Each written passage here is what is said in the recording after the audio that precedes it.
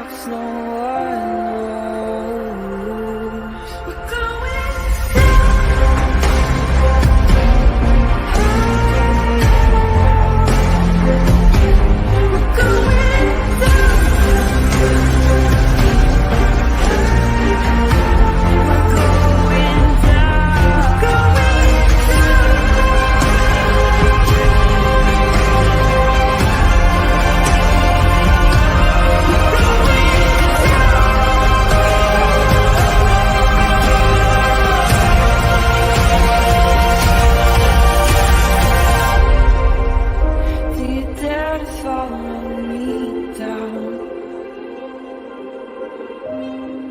headed into the unknown. Na, na, na, na, na, na, na.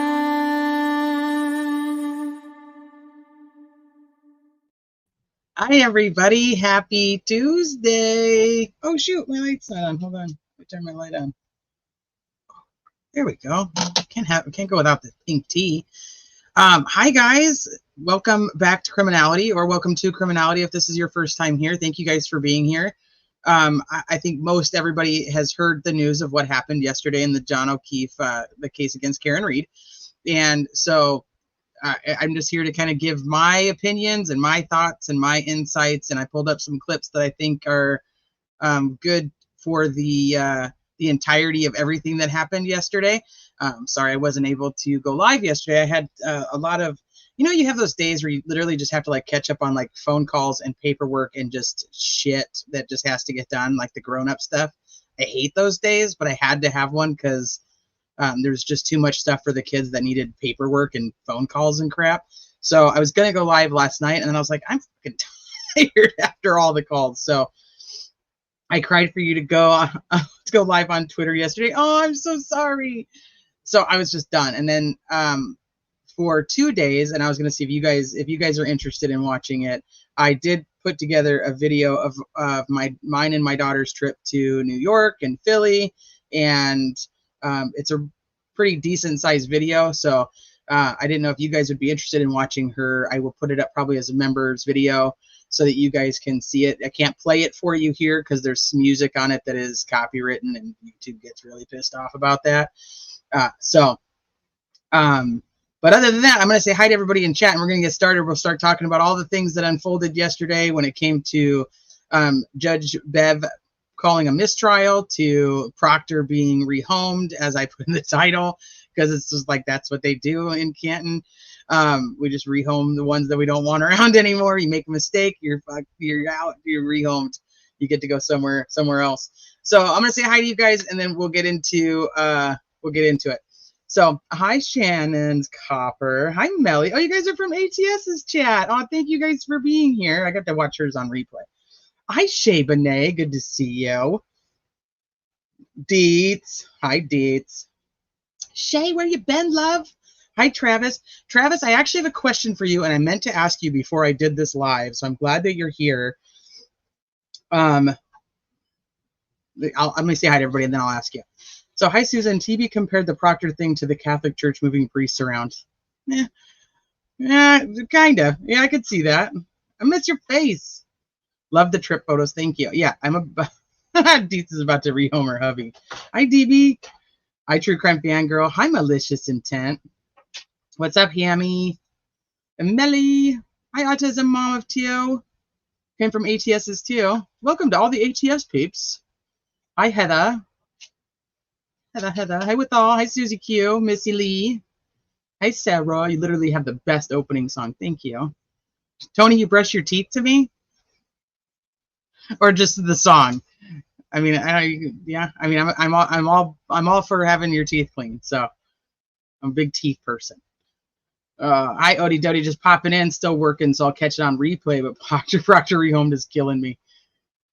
Poor Proctor. Poor Proctor. Hi, Shmita.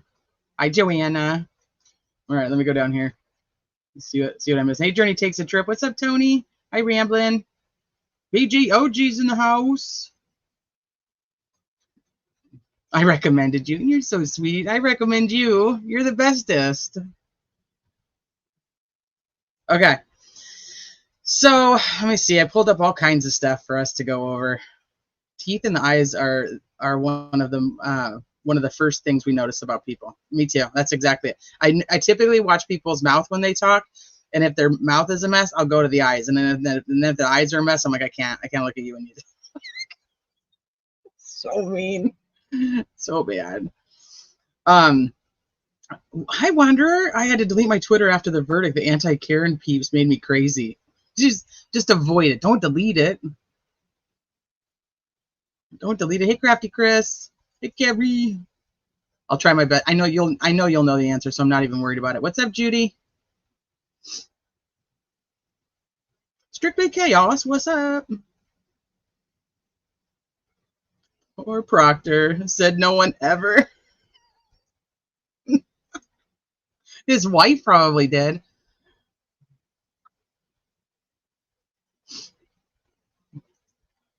I want her to just laugh about it, love. That's what I do. Okay. So I'm gonna pull up I'll pull up the clip of just everything that happened in court yesterday, so we can just talk about that for a hot minute. Like I said, I know most of you guys have seen all of this stuff already, but I still want to watch it with you.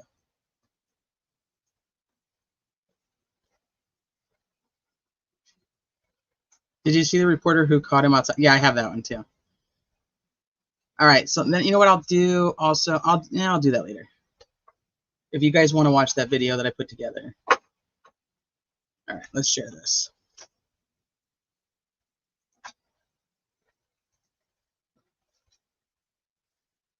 There's a lot to unpack, and I'm like, I don't plan on being live for like ever tonight, but there's still a lot to unpack, so we're just gonna do it. This is not the one I want. That is not the one I wanted. Hold on. Nope. I think it's this one. Court TV has them all kind of put together. So instead of me pulling separate clips, I think this is probably the easiest way to do it. I'm going to play it for just a hot second. You guys just let me know that you can hear it. And then I'll put it back down to normal speed. As long as you guys are good. Nanya! I was so mad about the verdict, I had to borrow a neighbor's pole saw, and I'm not returning it until he asks at least 3 times. Oh, shit. I had to attend behavioral modification on what I initially noticed on a female. No way. Did you see the turtle on the lawn? Oh, yeah. The turtle crossing.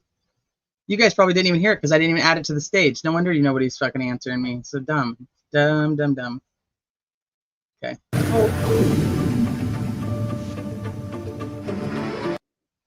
Is that, you guys can hear that music?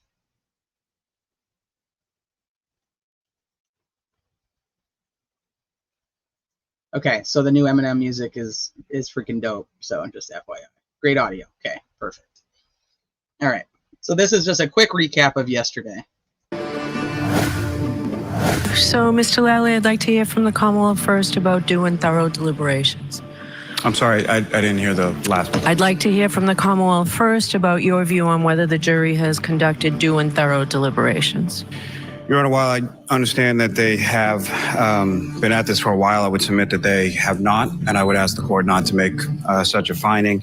Reasons for that, Your Honor, this jury heard, I believe, about 29 days or so of testimony, 657 different exhibits marked as evidence, 74 different witnesses who testified before them. And while I believe they've been out for somewhere in the vicinity of 22 or 23 hours, what I would submit to the court based on all of that, as well as the complexity of the issues presented to them, they really haven't even had 1 hour of deliberation equivalent to 1 day of testimony, to each of the days of testimony that they've heard. Our view is that it's time for Tui Rodriguez, Your Honor. They've come back now twice, indicating essentially that they're hopelessly deadlocked. The content of this latest message is that they have been over all the evidence. The previous message said they did an exhaustive review. This time they said that they have fundamental disagreements about what the evidence means, and it's a matter of opinion. It's not a matter of lack of understanding. I think this has been an extraordinary jury. I've never seen a note like this reporting to be at an impasse. I do find that they are now, with the additional time that they went out without coming back Friday saying that they were deadlocked, is due and thorough deliberation. So I'm going to give Tui Rodriguez. So, Mr. Foreman and members of the jury, I have an instruction for you. Our Constitution and laws provide that in a criminal case, the principal method for deciding questions of fact is the verdict of a jury. You have been selected in the same manner and from the same source as any future jury would be selected. There is no reason to suppose that this case will ever be submitted to 12 persons who are more intelligent, more impartial, or more competent to decide it than you are, or that more or clearer evidence will be produced at another trial. With all this in mind, it is your duty to decide this case if you can do so conscientiously. I will now ask you, Mr. Foreman, and members of the jury to return to your deliberations with these instructions in mind. Judge Cannoni, despite our rigorous efforts, we continue to find ourselves at an impasse. Our perspectives on the evidence are starkly divided. Some members of the jury firmly believe that the evidence surpasses the burden of proof, establishing the elements of the charges beyond a reasonable doubt. Conversely, others find the evidence fails to meet this standard and does not sufficiently establish the necessary elements of the charges. The deep division is not due to a lack of effort or diligence, but rather a sincere adherence to our individual principles and moral convictions. To continue to deliberate would be futile and only serve to force us to compromise these deeply held beliefs. I'm not going to do that to you folks. Your service is complete. I'm declaring a mistrial in this case. Okay, so my question is, so there's been some talk on Twitter, X, whatever, about that some inside information, right? Like all the people who get all the inside information, all the people with their sources, that and Joanna's kind of talking about it right now. Actually, the rumor of the 6-6 split was on the lesser charges, not on second degree. So I just want to know if that's even, and Travis, this is my question for you, so I hope that you're paying attention to my question. I don't, maybe it's a Massachusetts thing, but if they came back with a not guilty verdict on second degree, and they weren't deadlocked on that, wouldn't they have come in and said, we've found her not guilty on second degree, but we are hopelessly deadlocked on the lesser charges on the involuntary manslaughter, or the other two charges? Yeah, it's absolutely just a rumor. But I'm trying to figure out, and this is what I wanted to ask Travis before we started. So I don't understand why, if they had a verdict, if they reached a unanimous decision on second degree murder, that's a separate count than the other two. Second degree isn't the one with the lesser charges necessarily. So let me bring up the charging documents again and kind of show that it's the other one. So why wouldn't they have come back with a not guilty on the one charge? And is that a Massachusetts thing, that if you can't decide on all charges, then it doesn't matter? And if Travis doesn't know, maybe somebody in chat happens to know.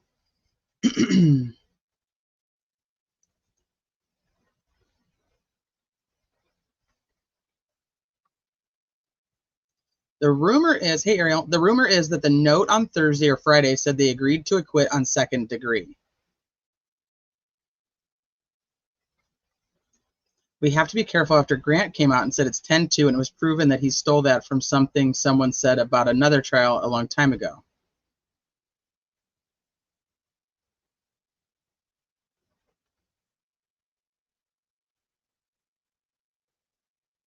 So that's what I'm trying to figure out is, so here's count one. Here's murder in the second degree. Not guilty, guilty. Simple, right? And then here's, that's 3. Here's 2, manslaughter while operating a motor vehicle under the influence. This is the one with the lesser charges. So if they reached a verdict on, which I think 3, I've said this before on another live, for me, 3, which is leaving the scene of an accident resulting in death, goes along with 2. You can't have 3 guilty and not have 2 guilty, in my opinion. So I don't understand why, if they actually came to not guilty here, why don't we just have a not guilty verdict in on this charge? So can anybody tell me if that's a Massachusetts thing or what? Because otherwise it doesn't make sense to me that these rumors could even be true. I've watched many trials where they come back and say, we found this person guilty or not guilty on this charge, and we cannot make a decision on the other charges. So this is where I'm hoping that my legal great minds in chat can help me figure that out, because I did not have a chance to look it up or ask before the live.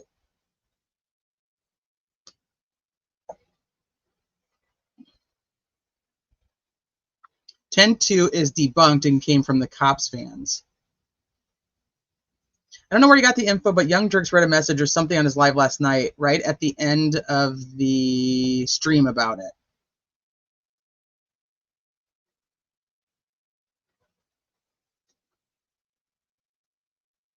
So criminality, Allie talked about it, and she was a bit confused, but she believes someone was stuck on murder 2 for the same reason. That's what I think.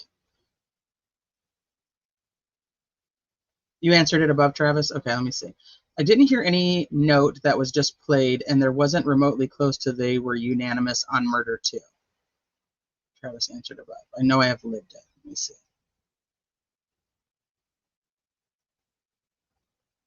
I missed it.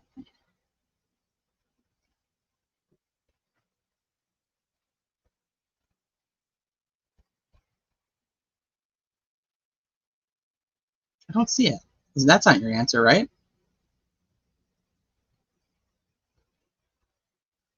Above that one. The one above that one is this one. The one above that one is this one. And the one above that one, I don't see it in here. It's not on my StreamYard. It's that one.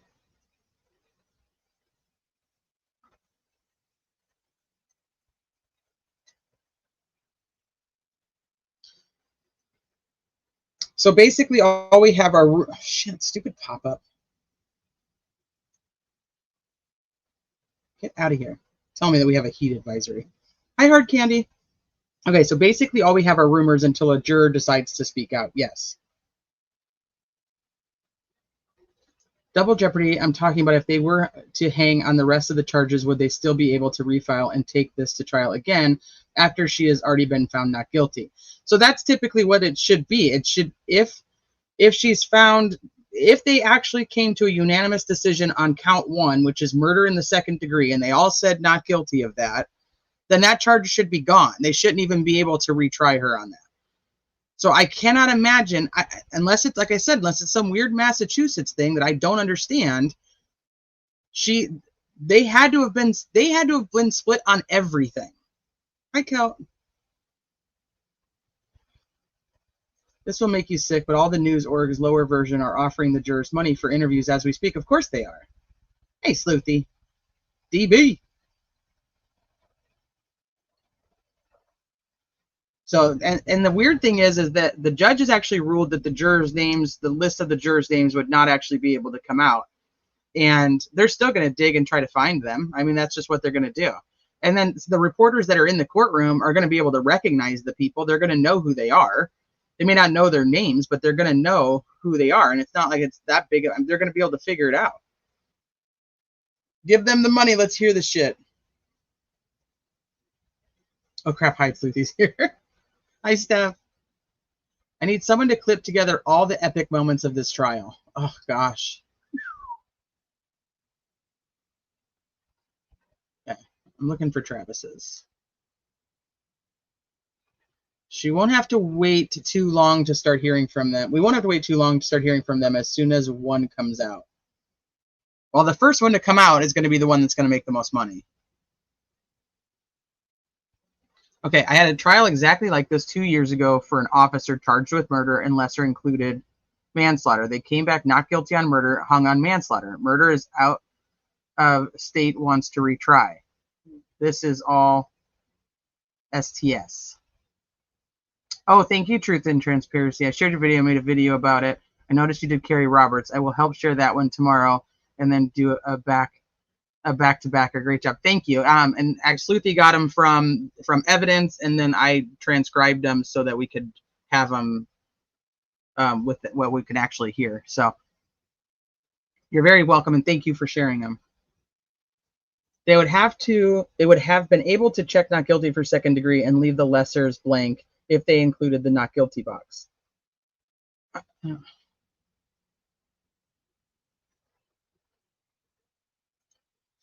I was actually thinking about what you'd think about so much stuff, especially with all your defense work with LEOs. So to me, it makes it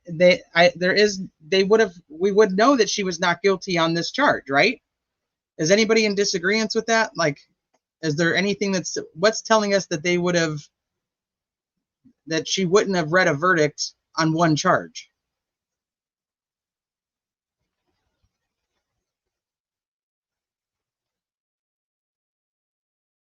Right. If they were really all not guilty on murder 2, they should have checked that box and signed the verdict. Okay. Thank you, Travis. Not as always, but okay. So to me, all the rumors out there about that there was unanimous not guilty on second degree makes no sense, unless somebody can find some weird Massachusetts law that says that they can do that. If they can't find it for all counts, then they find it for no counts, which makes no sense to me. But like I said, there's fucking weird laws in some states. So for me, they were hung on everything. That's where I'm at with it. And if they were not guilty or guilty on one and not on the others, we would know that. They wouldn't be able to retry her again for those charges. So that's where I'm at with it. So and until, like I said, somebody finds me the weird Massachusetts law that says any different, I'm going with that. No, that's done. So they were hung on second degree. There was somebody on the jury who believes that she intentionally backed into him. So I've said that I thought they would come back not guilty on this, and I thought they would be hung on count 2 of manslaughter or involuntary manslaughter. I thought this would actually be harder for them to agree on which one of these that they would actually, think was the right answer. So I don't, and I've been firm in my belief that I think it's a 10-2 split. And I'm going to go back and I'm going to see if I can find the spot where she says this, or they say this actually, and see if I can. Is not due to a lack of evidence to return to your deliberations with these instructions. Some members of the jury firmly believe that the evidence surpasses the burden of proof, establishing the elements of the charges beyond a reasonable doubt. So some members, so they're not even giving a little bit of a hint. Conversely, others find the evidence fails to meet this standard and does not sufficiently establish the necessary elements of the charges. The deep division is not due to a lack of effort or diligence, but rather a sincere adherence to our individual principles and moral convictions. All right, so I think it's a 10-2 or a 9-3. That's where I'm at. And I'm thinking with all the charges now that I'm fairly certain that they would have, if there was a unanimous on not guilty, we would know that. So I think they would have said some to hide it, even if it was just one. So let's say there are 6. And this is obviously, we don't know yet. But let's say there's 6. There's 6 that are like, she's not guilty of anything. It's done. And then you have 3 that are like, she's not guilty on second degree, but she is guilty of manslaughter or one of those lesser charges. And then you have the other 3 that are like, no, she's guilty of everything. She did it all. Like, she should have all of it. So then you could essentially have like a 6-3-3 type of split, if that makes sense.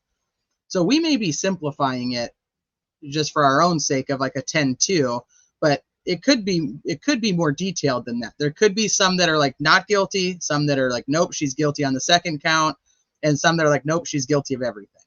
So we could have a very weird split. I thought the jury was 10 smart people and 2 men. Well, they dismissed a few of the women, so it was like 10 women. but they dismissed a few of them. So speaking of, let's play that one next. So we have juror number 3, who was the last juror to be dismissed. People call her an alternate, but she wasn't an alternate yet, if my memory serves. They hadn't pulled the alternates at that point, so she was just a prospective one of the 12. Let me find it. No, that's this one, I think. Okay. Well, I want to hear from someone who thinks Lolly presented intent and tell me where. I know some out here bought that the card data showed it, but it didn't. Juror 3, well, she was juror 3 at the time, I think. Yeah, she was juror 3. She was juror 3 because then they started referring to her as yeah, she was juror 3 at that time. There was a few that were dismissed over time, but I'm pretty sure juror 3 was the last one.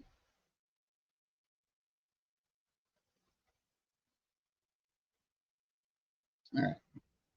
I had something else I was about to say there, and I don't remember what it was now. It's totally gone. At 6, we are hearing from a juror in this case. WBZ's Louisa Moeller spoke to a woman who was actually one of the alternate jurors. That's why I don't understand that. I don't think that they had pulled the alternates yet. Jurors should have to take an IQ test. Weakness of our system. Let's stupid serve. Spoke with a member of the jury in the Karen Reed trial. She would like to be referred to as juror number 3. Obviously, these folks have been through 9 weeks of hard work. She did not want to go on camera, but was willing to let me take some handwritten notes, and I'll consult them for accuracy. So juror number 3 was an alternate in this trial. That means that she was present throughout the entire trial, could listen to evidence and testimony, but was not present during deliberations. First, I asked her, how do you feel at this moment? She told me, quote, exhausted and disappointed. She told me she was, quote, not in the room where it happens. That's the deliberation. She said, quote, it was a lot to sit quietly in a room for almost a week. There were, of course, 5 days of deliberations. I asked her what she thought about this case and Karen Reed's guilt or innocence. She said, quote, I approached this trial as if I was taking one of my graduate level classes. I would get an A+ in note taking. And then I'm paraphrasing here. She says, I believe the Commonwealth did not do their job to convince me beyond a reasonable doubt that Karen Reed was guilty.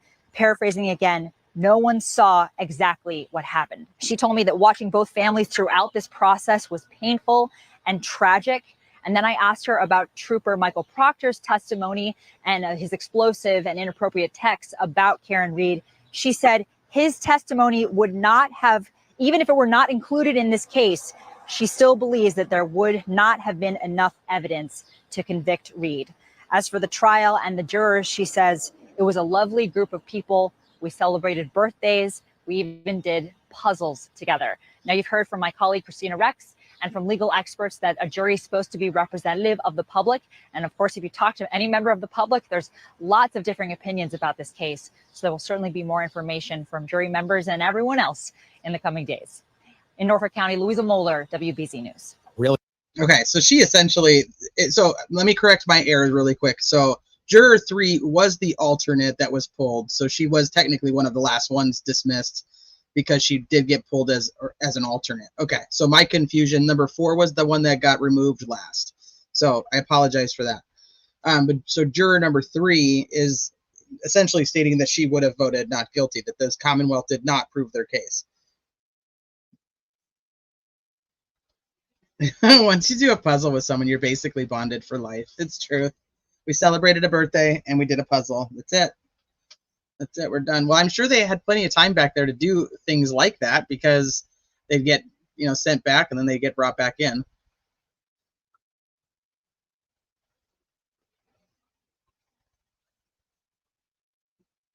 Let me see.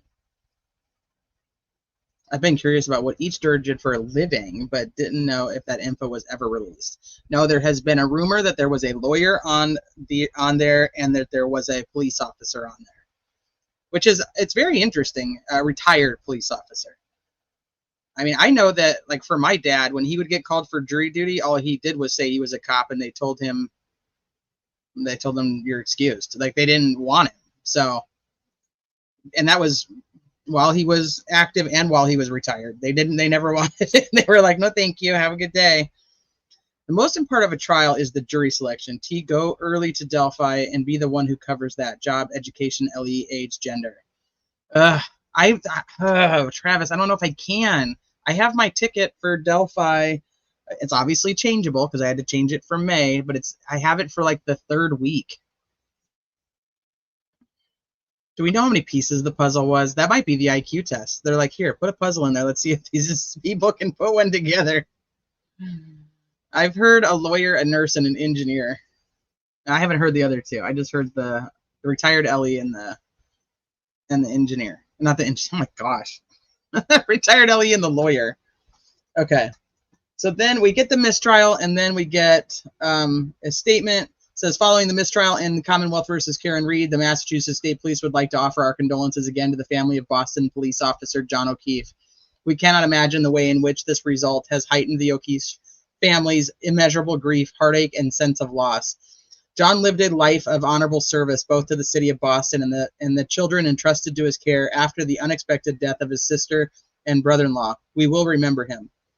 Upon learning today's result, the department took immediate action to relieve Trooper Michael Proctor of duty and formally transfer him out of the Norfolk County District Attorney's Office State Police Detectives Unit. This follows our previous decision to open an internal affairs investigation after information about serious misconduct emerged in testimony at the trial. This investigation is ongoing. Our focus remains on delivering the highest level of police services with professionalism and integrity. So Proctor got rehomed. Now, what this actually means is that he's not fired. So this is like the first step, because he's union. So this is like the first step that they have to do in order to terminate him as a Massachusetts State Police officer. So he's not terminated. He literally is being rehomed, but the information is that he's actually not, there is no new home for him. So he got rehomed to just being at home. He is now a Massachusetts State Police officer that is still listed on their website and will remain on their website until the investigation is done, but he doesn't have a new place of work. So he got rehomed to his own home to stay there and not come out. What did Shmita say about grandma? Hold on. I remember when my great-grandma was 86 years old and got called for jury duty, and she called them and said, I'm not coming. You had my whole life to call me. That'll be me. They don't ever call me for jury duty. I got once. Actually, I got twice, but the second time they were like, never mind, we don't need you. And that was the one I actually wanted to go to. But I hardly ever get it. Hey, Scott. So Massachusetts State Police is an embarrassment. Colonel John Mon, yet another Democrat political hack in charge of MSP, just another corruptocrat running Massachusetts. So essentially he is a Massachusetts State Police officer. He has no place of business. He has no work to be done. He's not assigned to any cases, and he's not working out of the district attorney's office in Norfolk anymore. I know people were saying that MSP had all this info about him already. I wonder if there were elements from the federal investigation that didn't have until trial. Just curious. Well, everything from the federal investigation was given to the Commonwealth and to the defense team. So they had all the exact same information. Nothing was given to one side over the other. But now the question would be, was there anything that they have now found out during this process that they didn't know before? And that's possible. There was I wish I had saved that. It was on Twitter. There was a guy who was interviewed who was kind of breaking it all down. I don't know if I can find it again. I don't even think I retweeted it. Hi, Scotty Skulls. I want to be rehomed. Who's got a cool spot and wants me? I don't know. We're in the middle of a heat wave, so I don't think you don't want to be here. He got rehomed. No wonder he doesn't know where his lawn ends and the street begins. He's like, I don't know. So speaking of Proctor, so this was a reporter. Some of these reporters, I mean, sometimes I think it takes balls to do some of what they do. So a reporter decides to go and talk to Michael Proctor after the mistrial comes out. And this is the reaction that they get. Just spoke exclusively with one of the central figures in this case, State Police Trooper Michael Proctor. Exclusively. We all know his name, and it sounds like he wasn't thrilled to see you. Well, Glenn, you know, there's a lot of pressure on the lead investigator, Trooper Michael Proctor. We heard the disturbing texts about Karen Reed that he sent to friends, family members, and coworkers. There's an internal investigation by state police, and we know there's an ongoing federal investigation into how this case was handled. Proctor was at his home in Canton this afternoon when the Karen Reed case ended in a mistrial. We caught up with him just a few moments ago to ask him his thoughts on the outcome of the case. Trooper Proctor, Kathy Curran from NBC 10. We'd like to ask you some questions. Do you think your actions impacted the outcome of the trial? Get off of our lawn. I'm not on your lawn. I'm on the street. Do you have anything you'd like to say? I fully support my husband. Karen Reed is a murderer. You support your husband? And you heard it there. His wife fully supports him and called Karen Reed a murderer. Testimony in the case showed Proctor was familiar with witnesses in this case. We reached out to state police about Proctor's current status with the department. They told us he's still employed and had no further comment at this time. Kathy Curran, NBC 10 investigator. I was exclusively the one that was told to get the fuck off of his lawn. So I guess it's an exclusive interview. I don't know. It's just funny wording to me. I was like, all right. I guess if that's exclusive. So then on the heels of all of this, then we get a little presser from, I think it's one of Scott's favorite people. So let me play this for you guys.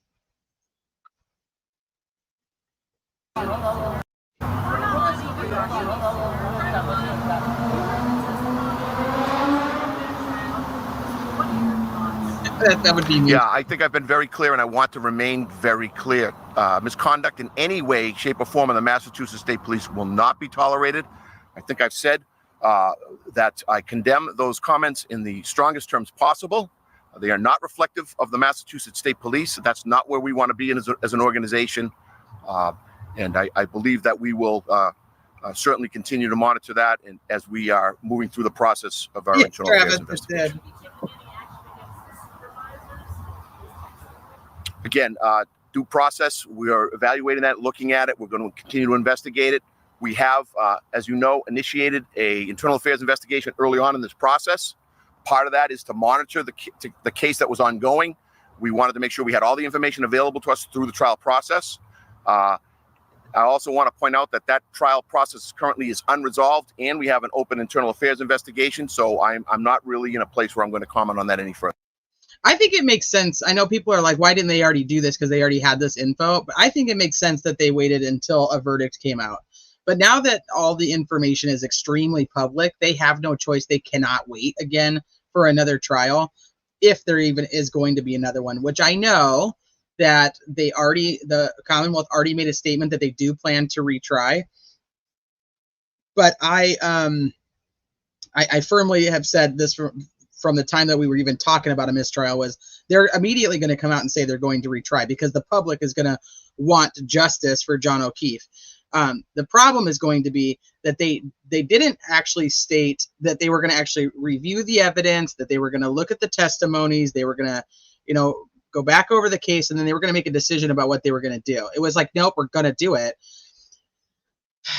That's frustrating for somebody who was on the fence. I'm on the side of I don't think she did it at all now. Susan kind of threw me a curveball question the other day, and I'm like, you know what, that's true. And I'm on the side that I don't think she did it at all. But I think they needed to come out with a little bit more couth of like, we're going to go through this again. Like, instead of just, we're so cocky, we think we know what's right and what's wrong, even though our investigation was shit. We collected stuff in red Solo cups and shop and go bags or whatever the hell kind of bag it was. I think that they needed to say, hey, we're going to reevaluate. We're going to take a look at what this is. We're going to, we're going to make a decision about what we're going to do. But immediately, like before there was even too much even happening, they already had decided that was it. They already knew because they'd been in deliberations for what, 8 hours at that point. I don't know if they will actually do a retrial. And if they do, I think they will probably, I think it's going to depend on some feedback from the jurors if they can get some. If it's an 11-1 split on second degree, they may not go with second degree again. If it's a 6-6 split on manslaughter, they may try that again. But it would be really idiotic is probably the most simplest word I can even think of at this moment, is for them to just go, yeah, we're just going to go back and we're going to do the exact same thing again. I mean, what's the definition of insanity, right? And now the public knows too much, so they can't keep Proctor. They can't keep Proctor as any type of investigator that is working on any type of case. We have Brian Walsh's case coming up. I think his next hearing is October, if I remember correctly. Judge Bev is the same judge on that case, and Michael Proctor was the lead investigator on that case. That case is already going to be screwed because of what Michael Proctor has done here. So, all right, let me keep playing this. Brother.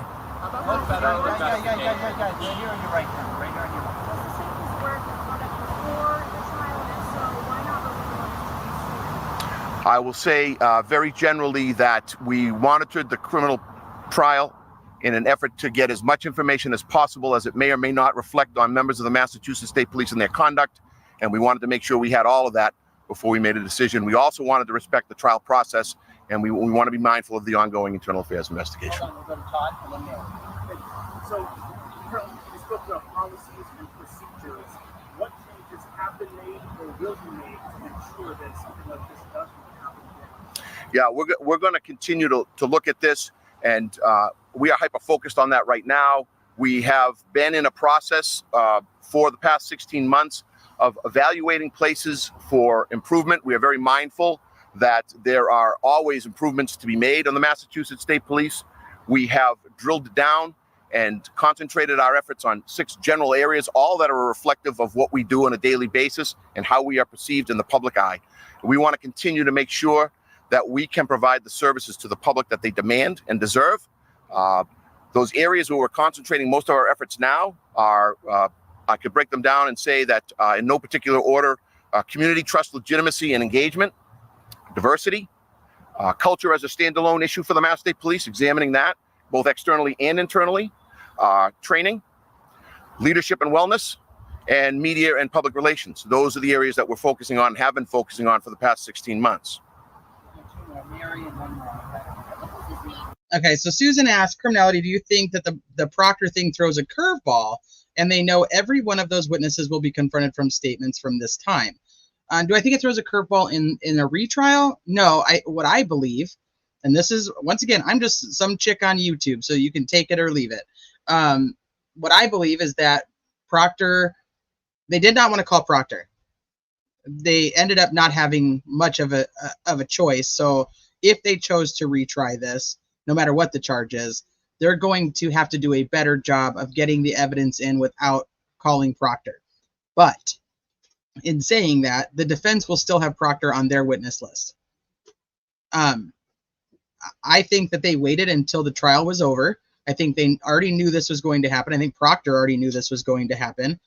And I think they didn't want to take the hit while the trial was happening, or even beforehand, because they wanted to stand by Massachusetts State Police. But then the public outcry of what happened was overwhelming. They had no option but to remove him. So I think they were going to try to hide him, and then they had to rehome him. But I don't know if they would even try to call him again.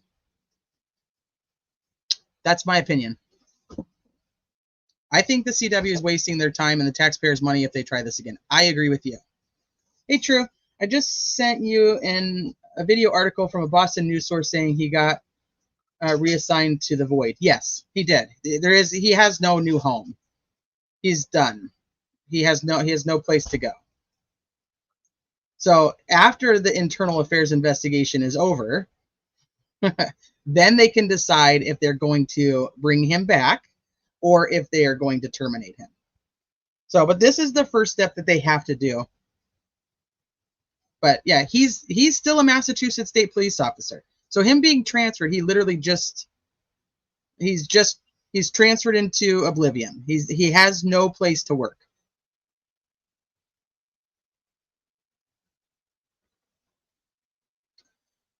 Well, I think that they would just use Buchanan like they tried to do here. I really do. Okay, hold on. DB said he sent me something too. All right, let me play this and I'll pull that up too. There was another trial, and I was trying to think of it on another live, and I still never figured it out. It was a trial not that long ago.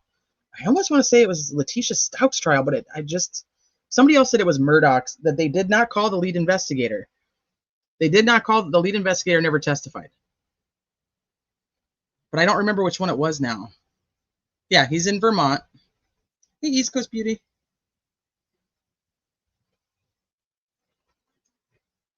Okay, here, let me play this, and then I'll pull up what DB sent. Well, I think we're gonna see additional scrutiny on all of these investigations as a result of what has come about in regards to the most recent trial, and we're prepared for that. State police lacks public confidence, and what do you see as the ability to affect that?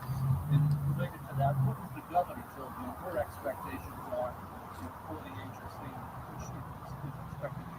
Yeah, I think it's incumbent upon us to be in a continuous cycle of earning, maintaining public trust and legitimacy. That's we cannot do our job effectively without that. And we are hyper focused on being able to do that and conducting ourselves in a way that demonstrates that we can do that and that we are worthy of trust. And as we move forward in this organization, we will be mindful of that. And we will be making sure that we're all doing our very best to show the public that we can be what they need us to be. Have you been in touch with the feds and their investigation? I'm not in a position really to say anything about anybody else's investigation. I will tell you that we are still actively involved because there is a trial process ongoing, and we are certainly actively involved in the internal affairs process. How can you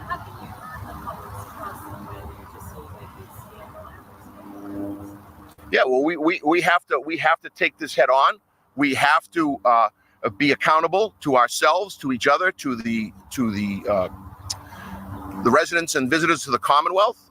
We have to look in the mirror. We have to be hyper focused on making sure that we are professional and that we are in a continuous cycle of evaluation and improvement and refinement. And we need to work very hard to engage the public in a more meaningful way so that we can understand what it is that we need to do and where we want to go in order to maintain trust, build trust, and in some cases regain it. And I believe that those 6 fundamental areas that we're pushing forward are going to help us do that. I'm confident of it.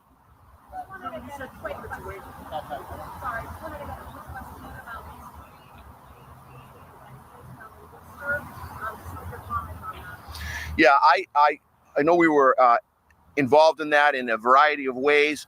That is a Worcester Police Department investigation. It would probably be better to ask that question of them. We were in a support role. It's a role we find ourselves in frequently, resource provider and force multiplier for the Worcester Police Department. You said you wanted to wait until the trial concluded before making these remarks, before taking any action. But now we're in a situation where there's a team trial. Right. Do you anticipate taking action, making reforms before the next trial? And will the action that you take against Michael Proctor, if any, are you concerned that could have an impact on the outcome of the trial? Well, I think in regards to the action we took, yesterday, the important piece for us was to continuously monitor the trial, to take the information provided during the pendency of that trial in-house in order to make the decisions that we made. We made the decisions we made yesterday based on things that we learned during the trial process and in other ways. I I can't speak to the impact that it may have moving forward. I know that for us as an organization, we wanted to make sure we took appropriate and decisive action when we had as much information that would allow us to do that, and we did. Thank you. Thank you, everyone. Yeah, that was damage control 101 right there, without a doubt. Okay, so let me see. DB sent the video. The video you sent is from the other day. Am I supposed to do, or just this article? Maybe I'll pull up the article. Maybe it has a video in it.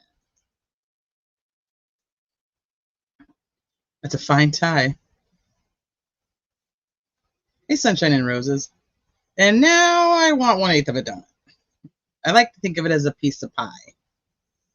Okay, State Police Association released a statement after embattled trooper Michael Proctor reassigned. The president of the State Police Association of Massachusetts says he's backing the members of his union after trooper Michael Proctor was relieved of his duties and then reassigned. Proctor was the lead investigator for the Karen Reed murder case and was chastised on the stand by the defense for private text messages about Reed sent to his friends. The conduct ultimately led to disciplinary action, according to authorities. In a lengthy statement released Tuesday afternoon, Brian Williams said he will remain committed to representing the interests of our members and will continue advocating for an educated, highly trained, and diverse workforce to serve the Commonwealth with pride and distinction. Williams said while he doesn't condone the language used in the text messages presented during the trial, the union is proud of the work its members do every day. The trial shined a bright light on our judicial process and the nuances of legal proceedings, he said. It also blurred the lines between fact and innuendo presented during the defense of the accused. It is our understanding that this discipline came as a result of the troopers' private text message exchanges that were made public during the trial. We also understand that it has no relationship to salacious allegations of cover-ups, collusions, or conspiracies offered by the defense. The Karen Reed murder trial garnered national attention for allegations that Reed was framed for the murder of her Boston police officer boyfriend, John O'Keefe, in an elaborate cover-up. The case ended in a mistrial with a jury unable to come to a verdict. Williams also offered his condolences to the O'Keefe family for the death of John. The loss they have suffered is immense, he said. We remain hopeful that justice will be served so the family receives the closure they deserve. Proctor has since been relieved of his duties at the Norfolk County District Attorney's Office and has been reassigned to Troop H. Troop H? A spokesperson for the Massachusetts State Police says the MSP system requires he be assigned to a post, although he will not be a functioning member of a department and is still not eligible to work pending an ongoing internal investigation. All right, so here. I'll wait for the ad to get over.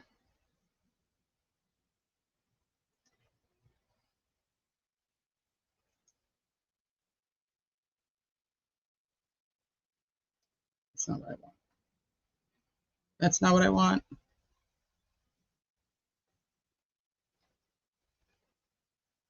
Okay. State police confirm a controversial trooper at the center of the Karen Reed murder trial has signed. Boston 25 News reporter Cal Thompson live in Denton with new details, Cal, on the status of Trooper Michael Proctor. Yeah, good evening to you, Kerry. We have just confirmed tonight that Trooper Michael Proctor has been reassigned to Troop H. That is another unit, but state police say that this is really a technicality. He has to be placed somewhere while they continue with their internal investigation. They say he is not a functioning member of the department and his equipment has been taken away. The head of state police speaking publicly today for the first time about the scandal involving Proctor and those disparaging text messages he sent about Karen Reed during the investigation into John O'Keefe's death. Colonel John Mon condemns Proctor's conduct and says his actions should not reflect on state police as a whole. But he also acknowledges public trust is damaged and that could affect other cases. We're going to see additional scrutiny on all of these investigations as a result of what has come about in regards to the most recent trial. And we're prepared for that. We have to take this head on. We have to be accountable to ourselves, to each other. Colonel Mon says these are the 6 areas where state troopers are. Oh, he says they have to be accountable to themselves and to each other. But then, and Humano brings up a really good point too. But I was going to bring up the fact that there was 2 other troopers on these text messages when he's talking about looking for Karen's nudes. So I'm almost wondering, and please do not misconstrue what I'm about to say as a poor Proctor type of thing, but I'm almost wondering if he is really being scapegoated out, and they're throwing him to the wolves so that they can try to cover for the other shit that's going on, which includes what Humanimal just said. What about disciplinary action and repercussions for all the drunk driving? I mean, Proctor is out drinking with Kevin Albert. Kevin Albert loses his badge and his gun for some fucking reason, and they're in a state-issued vehicle. So you have admitted. Well, Brian Albert's now retired. They're not going to do anything to him, even though he was talking about that he was drinking and driving. You have Higgins, who is, there's something going on with him. He's essentially like on desk duty at this point. I'm not sure if that's a medical issue. I don't really know. Some people have talked about that it's possibly a rehabilitation issue. I don't know exactly what's going on with him. There was a rumor that he was now applying at the at another facility and leaving the ATF. I don't know if that's true, but you have Higgins admitting that he's going there and moving all kinds of state vehicles at 1:30 in the morning, and he's completely hammered. And we know that he doesn't even remember things that he does. He doesn't remember if he broke a 10-year-old's controller when he was playing a game with them. So that's why I said don't misconstrue what I'm saying as a poor Proctor, because I think Proctor still needs to be held accountable. But is this if we do this, then people aren't going to question us about all these other things that happened. Yeah, he still gets to keep his pension. Yep. He used FBI property actually to extract his phone data, which is what he got. He's in trouble for that, and he has an attorney. He has an attorney because of what he already did. But I'm thinking job-wise, what is going on with him? But yeah, are any of them in trouble for drinking and driving state vehicles? Does anybody care that there's so much happening here with alcohol?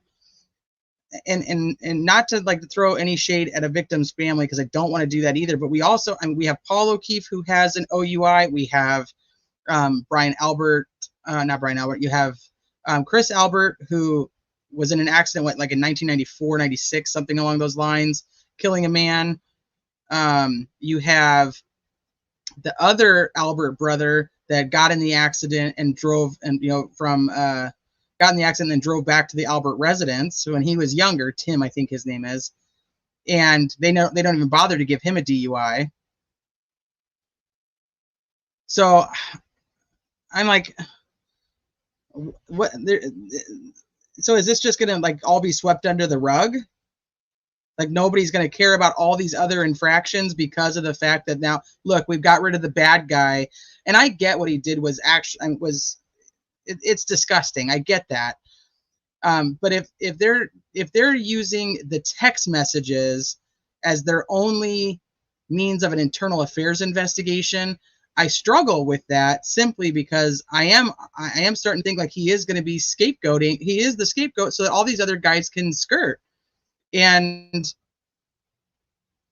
what they're doing is, I don't want to say worse because they're both really bad, but I mean, one is, yeah, it's just under a completely gigantic rug of like, don't pay attention, don't look over here. It's like a freaking Jackson's closing argument. Don't look over here. Like, look the other way, look the other way. Look over here at what we're doing to Michael Proctor. Look, we're good guys. We care.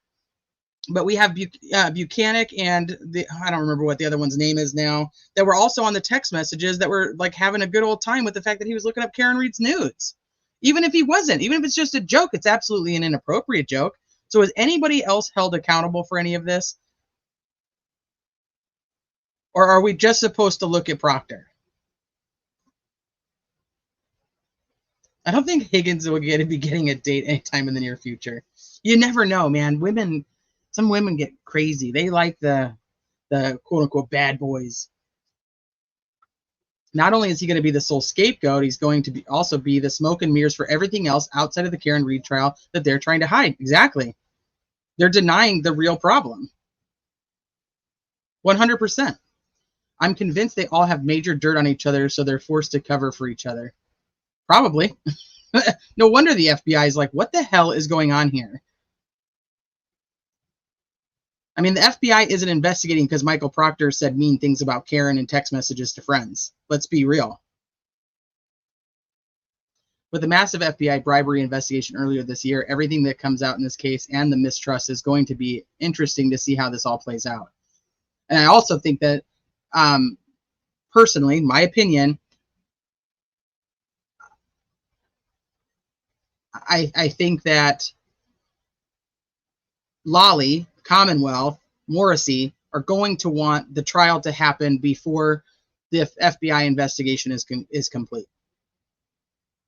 That's what I think. Even though I go back to, I know that Bev was like, no, we're getting this thing moving, and Lolly and the defense team were like, no, we're not, we can hold off a little bit longer. And Bev was like, no, we're doing it now. I almost think that the Lolly now does not want to have to do this after this FBI investigation, because one of the biggest things and the biggest reasons the FBI investigation couldn't actually be discussed and questioned was because it's simply that, it's an investigation. If once it's concluded and its findings are done, what those findings are is a very different thing than somebody being under investigation. So they Judge Bev did the right thing, saying like, you can't taint the jury pool, or or can't taint the jury by saying that these people are all being investigated by the FBI, because people can be investigated and not be found guilty of anything. We all know that. So for me, I think he's going to want to get this done beforehand. I would not call it. I know, I was just joking. Well, if they think that he actually killed somebody, then he might be. So we have a hearing set for July 22nd for them to say, this is our plan. It's set, set any other hearings that they need to set, and then set a new trial date. I don't actually know the answer to that. If Sleuthy was in here, she probably would. Lolly is an abject failure, a horrid prosecutor, and left for dead by Meatball Morrissey. I know that Lolly really bugged the shit out of me, but I also there's something to be said about the fact that he did all of that by himself. Like, why wasn't anybody out? Like, was that his decision to do that all alone? Because I mean, that's just stupid.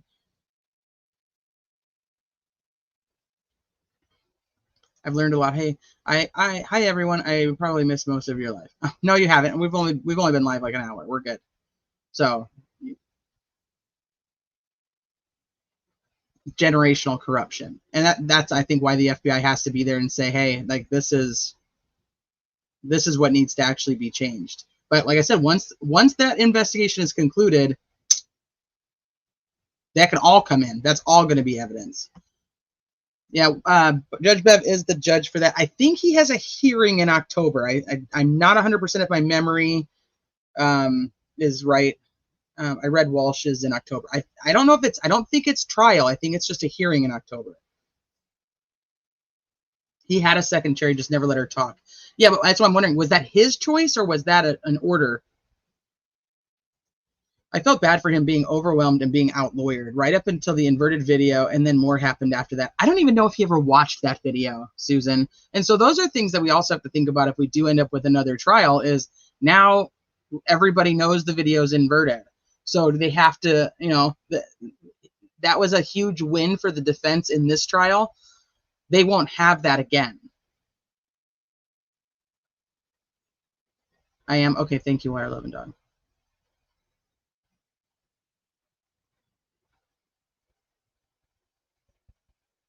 I don't think Karen had any intentions with Higgins. She was playing with him to get a reaction out of John, and it backfired, resulting in his death. I don't think that she had any intentions with him either. I think that she was looking for some attention. She was technically, not married, no kids, and she just was looking for somebody that was going to give her the attention that she was looking for from John, but John wasn't giving at the time. Bribery regarding MSP. That was 2 MSP union officials. I'm not sure. Are you talking about the other case? Are you talking about Birchmore?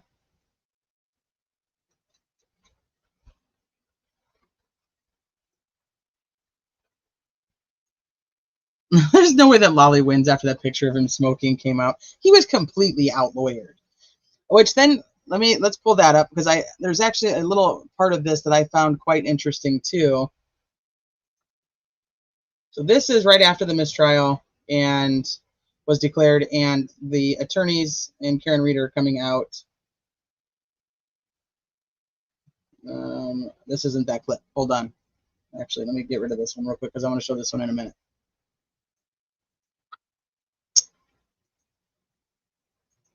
Where did the clip go? Uh-oh. Hold on.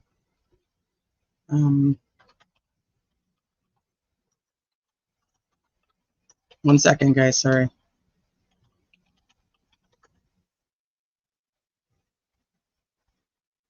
Why did I had them all up and ready, but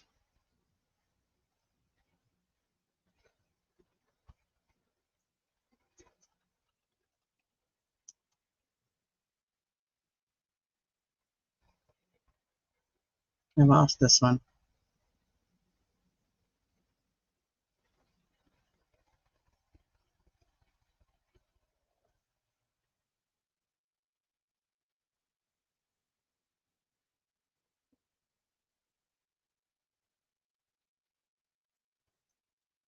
I don't know if this will have the full thing.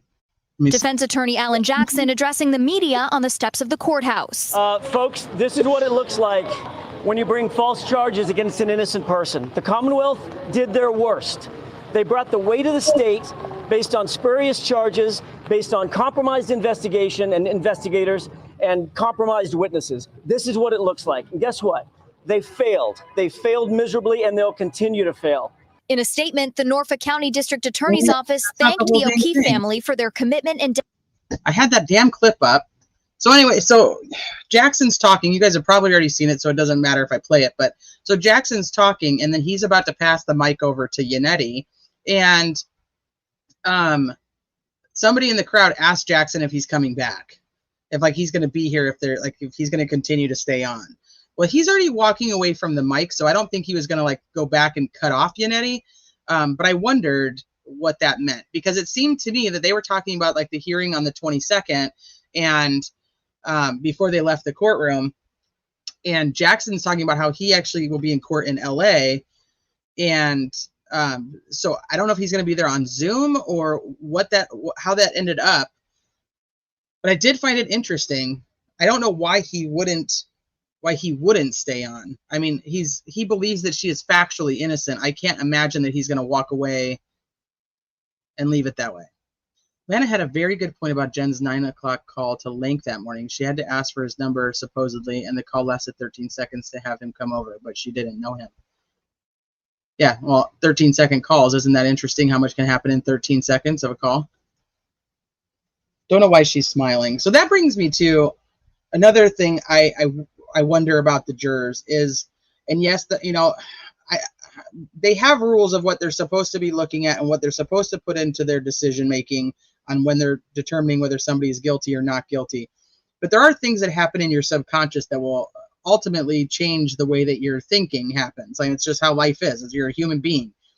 If they did not like Karen Reed, or they thought that some of the faces she was making, or the constant looking back at her parents, or anything, like, if they didn't like the resting bitch face, if they didn't like any of that, and they could have, their subconscious could have just put into everything that they are like, no, I just don't like, I did not like her. I don't like the way she's acting. There's something wrong with the way that she's smiling, or, chuckling through some things.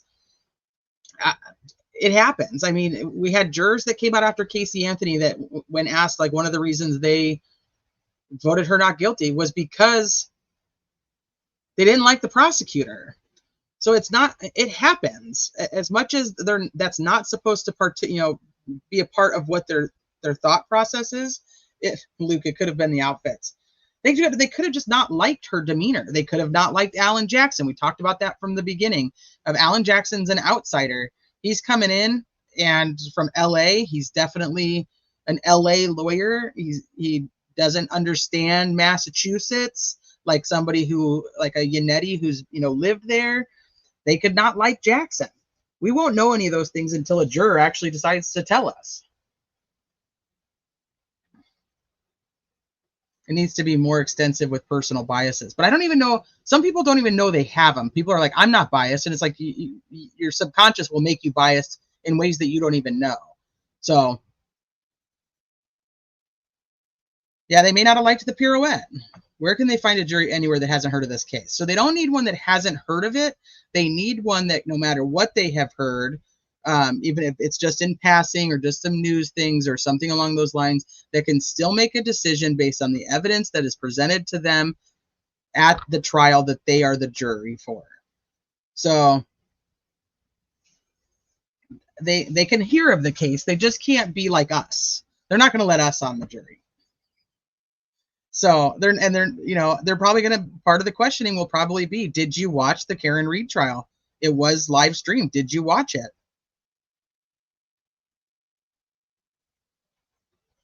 Will AJ develop a mass accent for the next trial? Nobody will ever know. He's from Texas, but he's a lawyer in LA. I mean, he's been in LA for many, many, many years. Even if he was from Texas. He's an LA guy. I know I thought that myself. But here's the other part though, is her face is a resting bitch face. And I don't mean that in any negative way. That's just how her face sits. So her being quote unquote expressionless could almost also be bad. I don't know.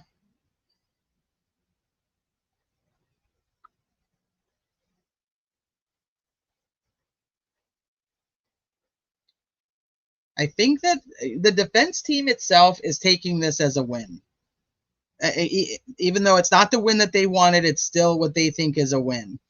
I don't disagree with them, but people have asked me this on the last live too, like, well, if I thought that a mistrial would be better for the defense or the prosecution, and I thought about that question for a little while, and I now think it's actually it's fine for both, because the defense has a win in their column for the fact that their client is not convicted, but the Commonwealth now has an opportunity, because it's not a not guilty, so it's also a win for them, is they have an opportunity to all the things that the public and that jury, if they're able to speak with them before the next trial, they have the opportunity to learn from all the mistakes they made in this trial.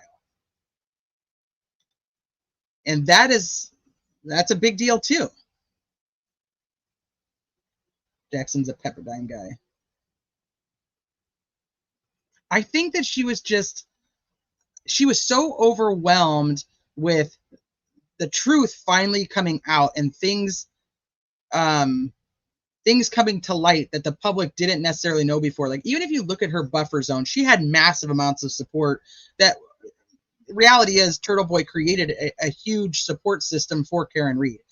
He did. And the lack of evidence against her. But if you watch just on the outside of what was happening, which actually brings me to that other clip,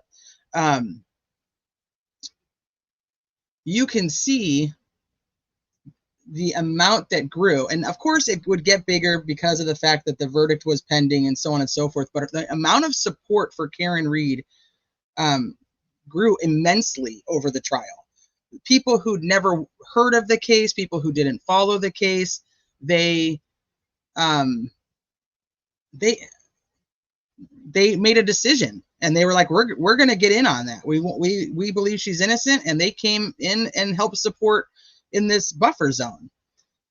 They should focus more on the nope text from Proctor to someone saying the homeowners will catch grief with a dead guy in their lawn. They mentioned it, but it should be more focused on. I agree. And also, with the 911 calls, I know Lana mentioned them earlier in the live.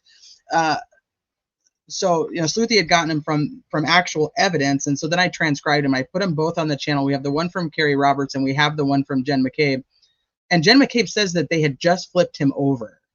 To me, that's a way bigger deal, because Kerry Roberts is the one that testified saying that she's like wiping the snow and stuff off of his face, trying to lead the jury to believe that it had snowed so much at that time that John's face was covered in snow. But if John was actually found lying face down, he could have, if he had snow on his face, how did he have snow on his face if he landed on the grass? It had barely started snowing. So how did he have that much snow in his eyes, around his nose, for her to have to wipe away if he landed on the grass? And he was laying face down for all those hours. So for me, I'm like, I don't know why the defense didn't make that a much bigger deal. All right, I'm going to play this. Give me 1 second.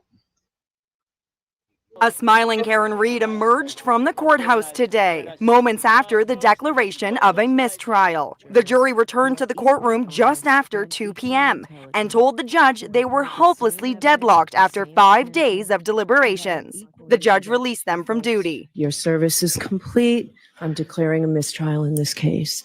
Karen Reed stood by her lawyer, Alan Jackson, as he defiantly spoke on the courthouse steps. They failed. They failed miserably, and they'll continue to fail.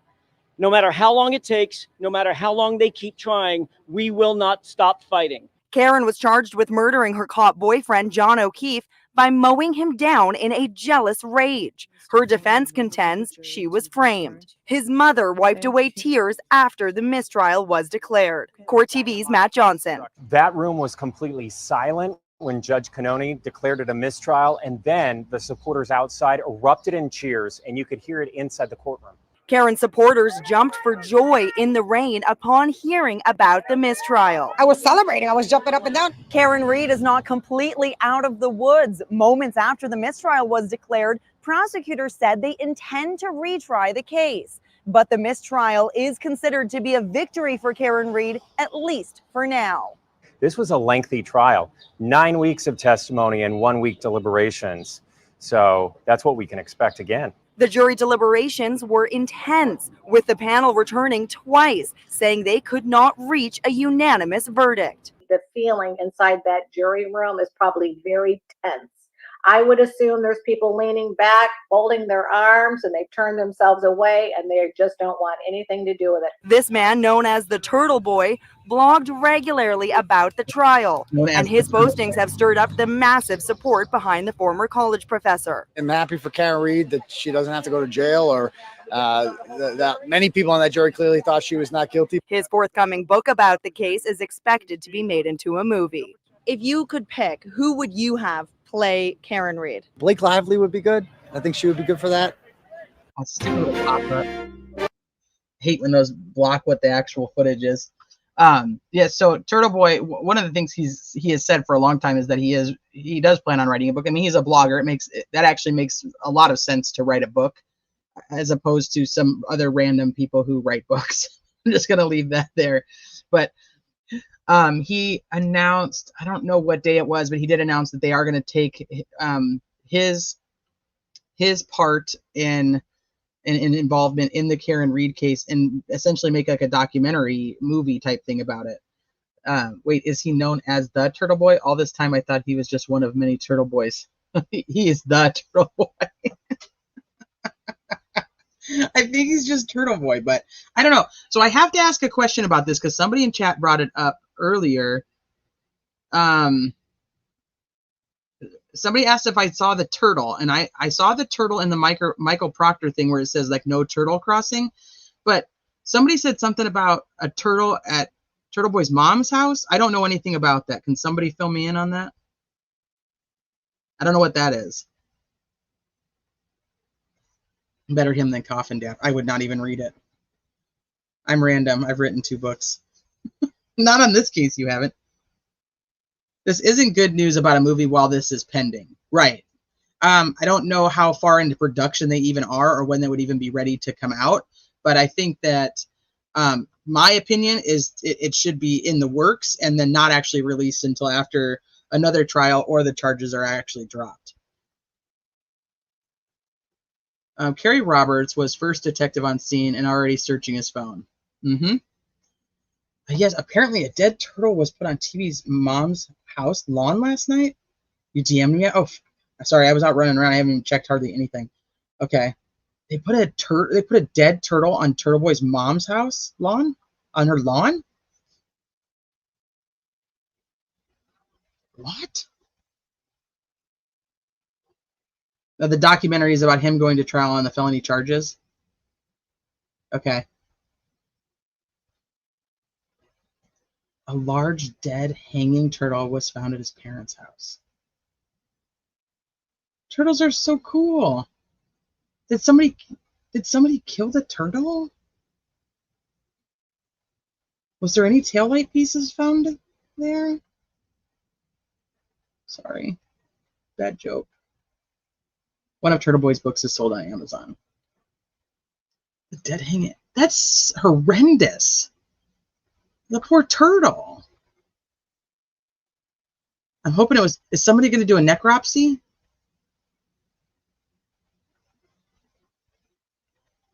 Oh my God.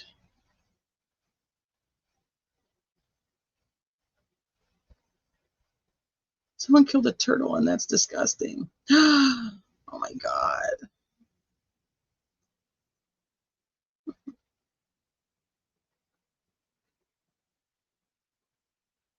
Okay, it's just me to thank you for lightening that, because you know how I feel about my animals, and I can't. I can't.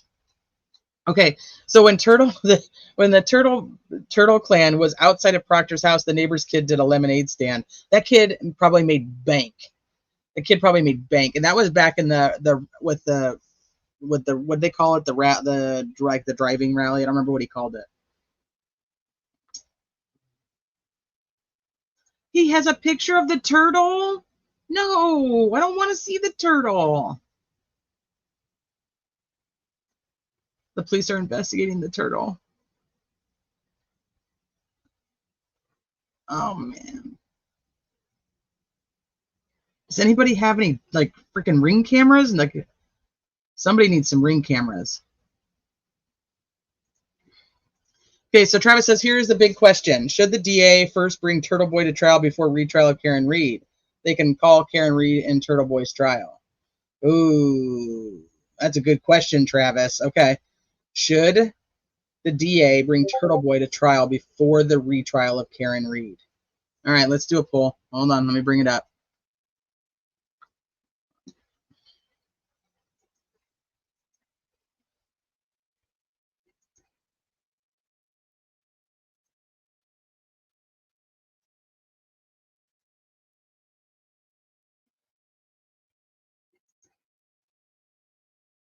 Okay, time for. I know that freaking poor turtle. Like now, I'm like all discombobulated. I can't stand that shit.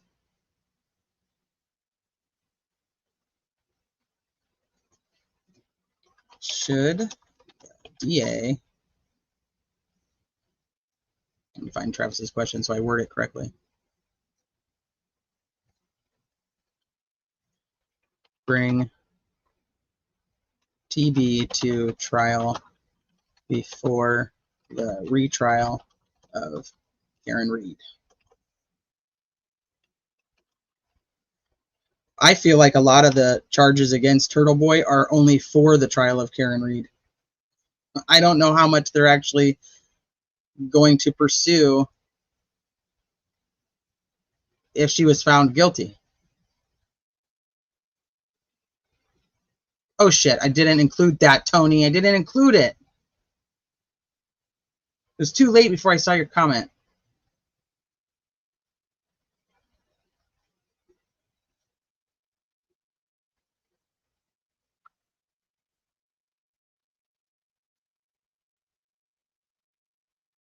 I will not. I don't even want to see it. Water loving dog. I don't even want to see the turtle. Can't click on your comment because I'm not on the right screen. Let me come over here. I don't want anything to do with that. I don't want to look at. I cannot even watch a flippin' movie knowing that the animal death is fake. My husband makes fun of me all the time. He's like, you literally talk about like murder cases. And I'm like, not of dead animal. I don't.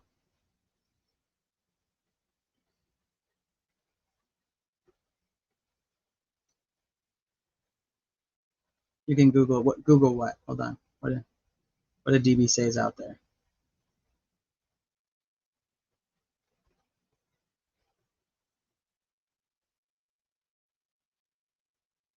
I'm almost sure you don't have to have a hunting license for snapping turtles. I don't care. You still have to be a normal human being, just not want to go around just killing animals for funsies, especially just to put on the parents'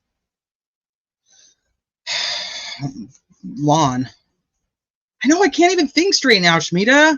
I'm a disaster.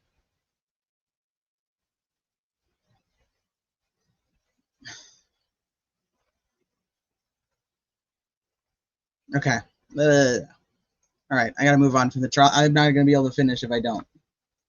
All right, so most people are familiar with going through the motions. So he was on News Nation, and I wanted to play his clip with advisory special agent and creator of the YouTube channel Going Through the Motions. He has spent a year investigating the Reed case and is convinced that she was railroaded by authorities. Sean, thank you for coming on. We appreciate it. First of all, I want to get this breaking news. I want to get your reaction to it, what we just learned within the last 30 minutes or so about Michael Proctor, lead investigator, relieved of duty, internal affairs investigation.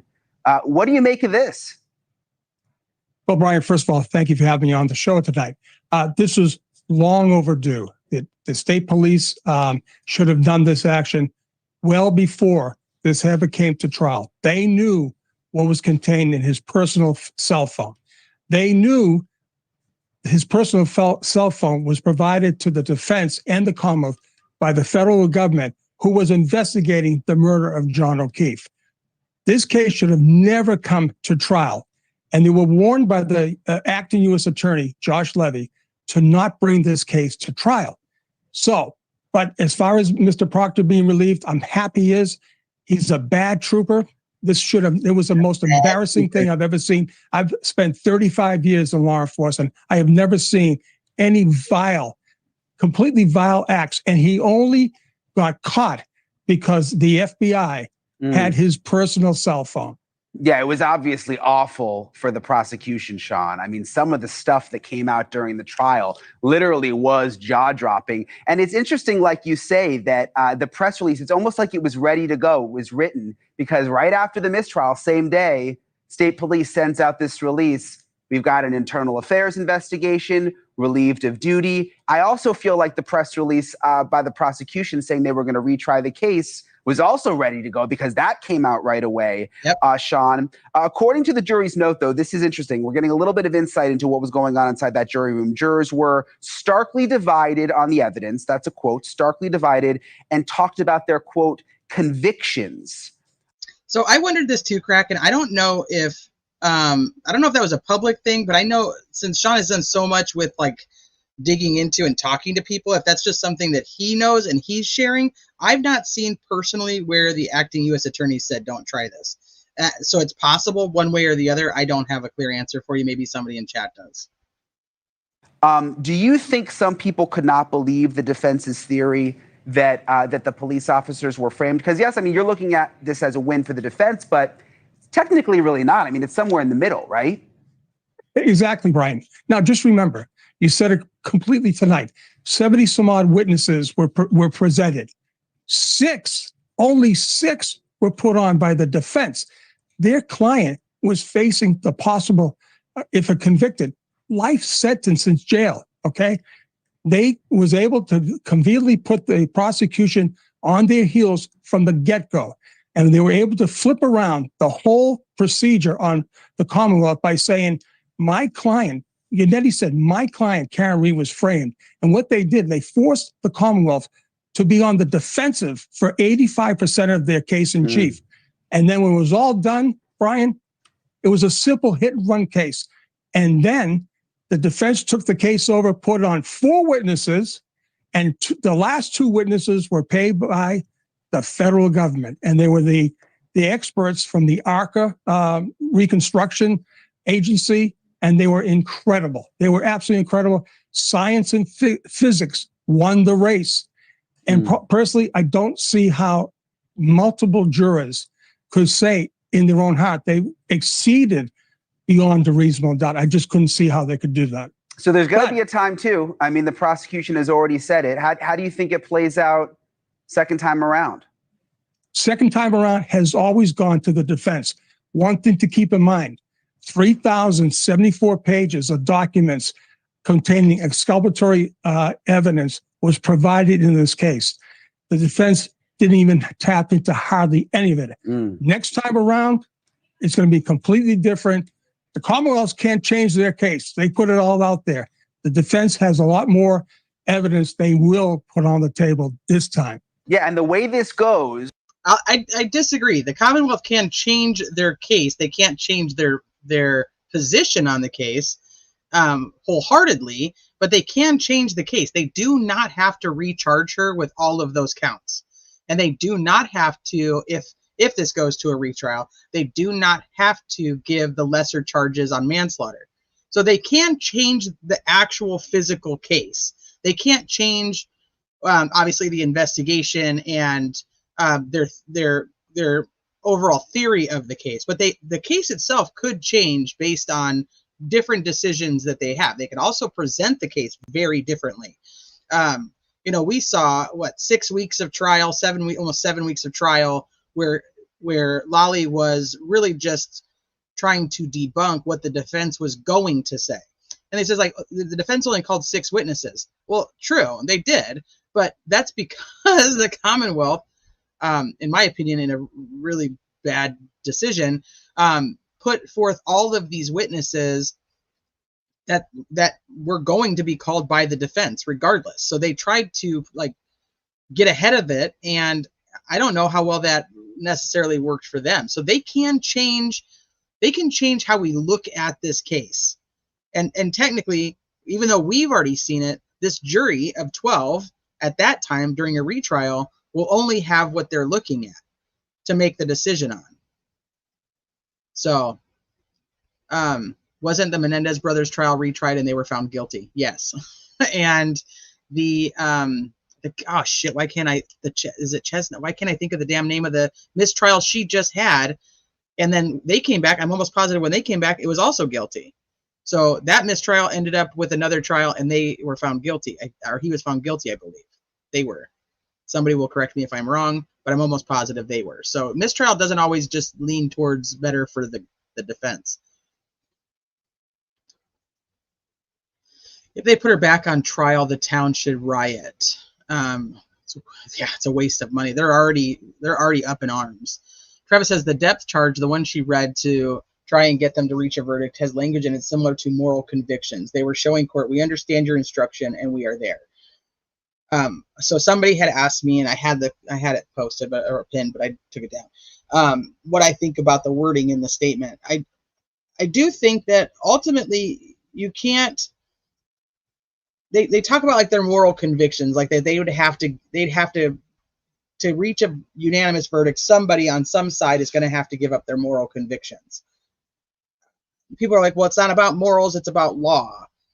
And I don't disagree with that, but there's a reason that we choose 12 people instead of a computer that we put all this data in and have it come back with a verdict. We choose human beings because they're human beings. So they have to have the part who they are is going to play into the decisions that they make. It's just, that's human nature again. And we purposely choose 12 people, 12 human beings because of that. So I don't have any issue with the wording that was used. I think it was correct. And then Travis adds in, you know, the language is similar to moral conviction. So they were trying to say, hey, like, we got your instruction, we don't, but it's not going to change anything. So they have to they have to still be able to walk away from this and go back to real life. I mean, this isn't their job. It almost actually, I've wondered if it would be better to have like jurors that are like, that's their job. Like, you're just a juror and that's what you do. You know, once you pass all these specific tests, I don't know if that would be any better or not, but sometimes like you can't get past it. That's why I'm saying, like, subconsciously, what they're putting forth on why and what their reasoning is, they may not even be able to explain necessarily, because it's just like, no, like, this is what I believe, this is how I see it. Need Sleuthy and T to do a live on Sandra Birchmore case, the investigation. I want to.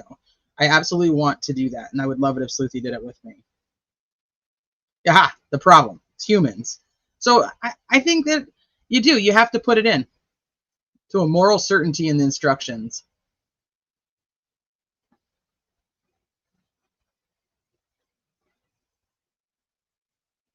Well, so part of the Menendez issue too, and not to sidetrack too much, but part of the Menendez issue was that the abuse charges or the abuse allegations were almost a surprise to the prosecution for the first trial, and then they were prepared after that, and so it did not come across as believable.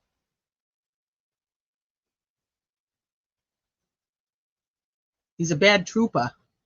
Oh lordy, that's what it termed. They riddled with bad troopers. But both things can be true. Karen hit John. Officers meddled because they wanted her done for it. I agree with you. The only thing at this point I struggle with, and like I said, that's right where I was. And then Susan asked me if I believe the two experts from ARCA that the defense used, that Commonwealth could have used and chose not to. If I believe them, how do I think she's guilty? And I thought, well, shit, you're right. Like, I do believe them. So that was another thing I wanted to say too, is Travis had talked about like the cost of experts. Well, I don't think there's really any cost of experts really in this trial, because those two guys were hired from outside. Nobody paid them. They're getting paid their salary. And the fucking Commonwealth experts are so far from a Commonwealth expert, from an expert of anything.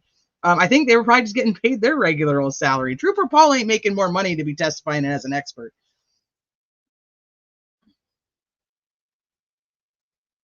Was it not allowed at the second trial?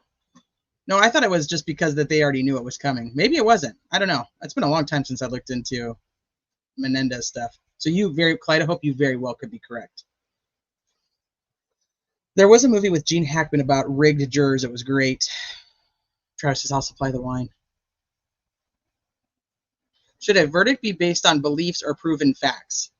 Well, the problem with that is none of the facts are proven because it's not direct evidence. So when you have direct evidence is ironically an eyewitness, but more persuasive is if you have like the crime on camera, something along those lines. It's like, that is you, that is the victim, that is you doing this to the victim. Like, that is considered direct evidence. Everything else is circumstantial evidence. People think like DNA is actually like direct evidence. It's all everything that you see in a crime lab is all going to end up being circumstantial evidence. So you have to base that think that you have like a 10-piece puzzle, right? And you have to like put a blindfold on and put this 10-piece puzzle together. So you have to essentially you have to make inference that this puzzle piece is going to go with this puzzle piece because you can't see the pieces. Right? So you have to connect the dots in your own mind. And in doing so, you're doing it based on your own beliefs. So that's the biggest difference. So these jurors who found her to be guilty, they believed that all those dots were connected. Everything that the Commonwealth said happened, they believe all those dots were connected. In legal terms, they inferred, using circumstantial evidence, that all of those things happened and took place. Now, the ones that are going with not guilty, it doesn't matter which charge you look at, the ones that are going with not guilty are looking at it like, these puzzle pieces don't fit together. These dots do not connect. I cannot go from this piece of circumstantial evidence and connect this piece of circumstantial evidence without trying to look at what's in the middle, which would be like a defense expert, and say that those two cannot connect. So that's like but you can only do those things because you're almost filling in some type of blank with your own personal beliefs and your own personal moral code and your own personal thought process and your own history, your life history. So it's both. You can only, the facts can only take you so far, because the facts of the case, if we look at the facts of the case of John O'Keefe, there's very, very minimal quote unquote facts. If you pulled out what you know, you could walk away and prove, which is the easiest way to probably do that is to look at what evidence was agreed upon to be accurate and true.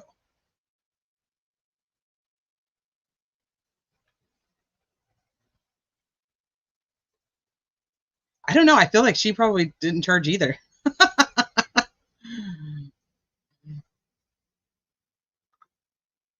Oh, Dr. Green might have charged, yeah, but I'm thinking like they're very, very minimal expenses when it came to experts, unlike other trials that we've seen.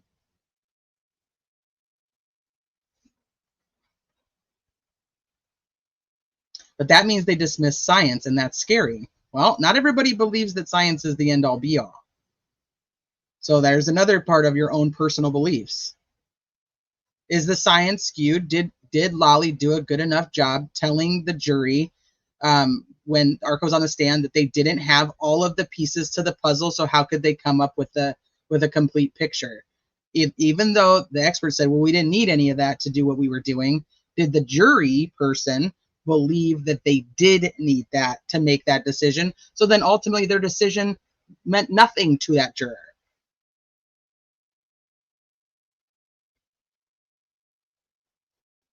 I'm glad this trial is done and we can go back to Delphi bullshit. Well, right now Delphi is, there's nothing really happening in there. Nothing really happening with the actual case. I mean, there's tons happening behind the scenes, but we don't have anything to really talk about. And I see that there are people still doing a lot of Delphi streams, but we can still dig into some old stuff, which is possible. I will talk about kind of what's coming up next on the channel, but I have a couple more things I want to show you guys first. So speaking of these quote unquote experts, this is a perfect segue into, I have recommended her channel many times to you guys. I absolutely adore her. I'm going to tell you guys again to go over and subscribe to her. Her videos are super short, but they are very good. And what she does is amazing. I think she deserves all the subscribers. So this is Asget, and she does the recreations over here. So I'm going to show you. So this is part one of the Trooper Joe Paul's witness expert testimony and what would have taken place if Trooper Paul's testimony was accurate. So she has two parts to this. I'm going to play you both parts, but please go over and give her a sub, give her some thumbs up.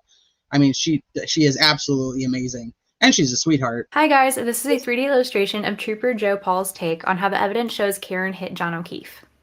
This is Trooper Joe Paul. He is the expert witness for the prosecution, and with all of his data points, we're going to show you his point of view on how this happened. Starting from this viewpoint in real time, Karen backs up hitting John and continues all the way to the edge of the driveway. Trooper Paul's opinion is that John has been sideswiped by the SUV, pushing him to the ground, hitting his head on the concrete, and causing him to be knocked unconscious. The trooper does little to explain how John's body was actually found 10 feet in the yard with his phone under him, other than that to say that's just how it happened. Zooming out and starting at the beginning, I added these blue marks to indicate each half second according to the expert's testimony. One of the things to take notice with this new data is how far Karen drove in reverse.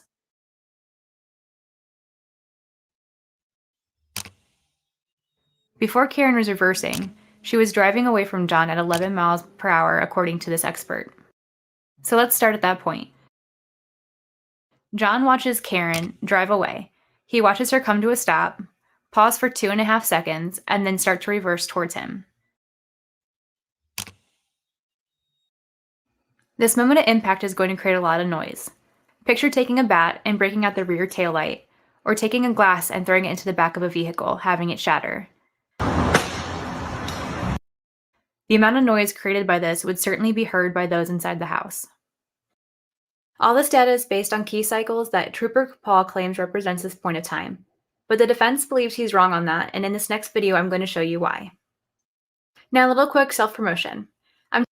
So yeah, she's working on, she tells you here. Trying to create a deal with Netflix for a documentary. They've already used some of my work in their Murdoch series, and engagement is certainly a metric they consider. So if you like my work, it'll go a very long way if you guys like, share, and comment, not just on this video, but any of my videos. And once again, thank you guys for watching and for following me.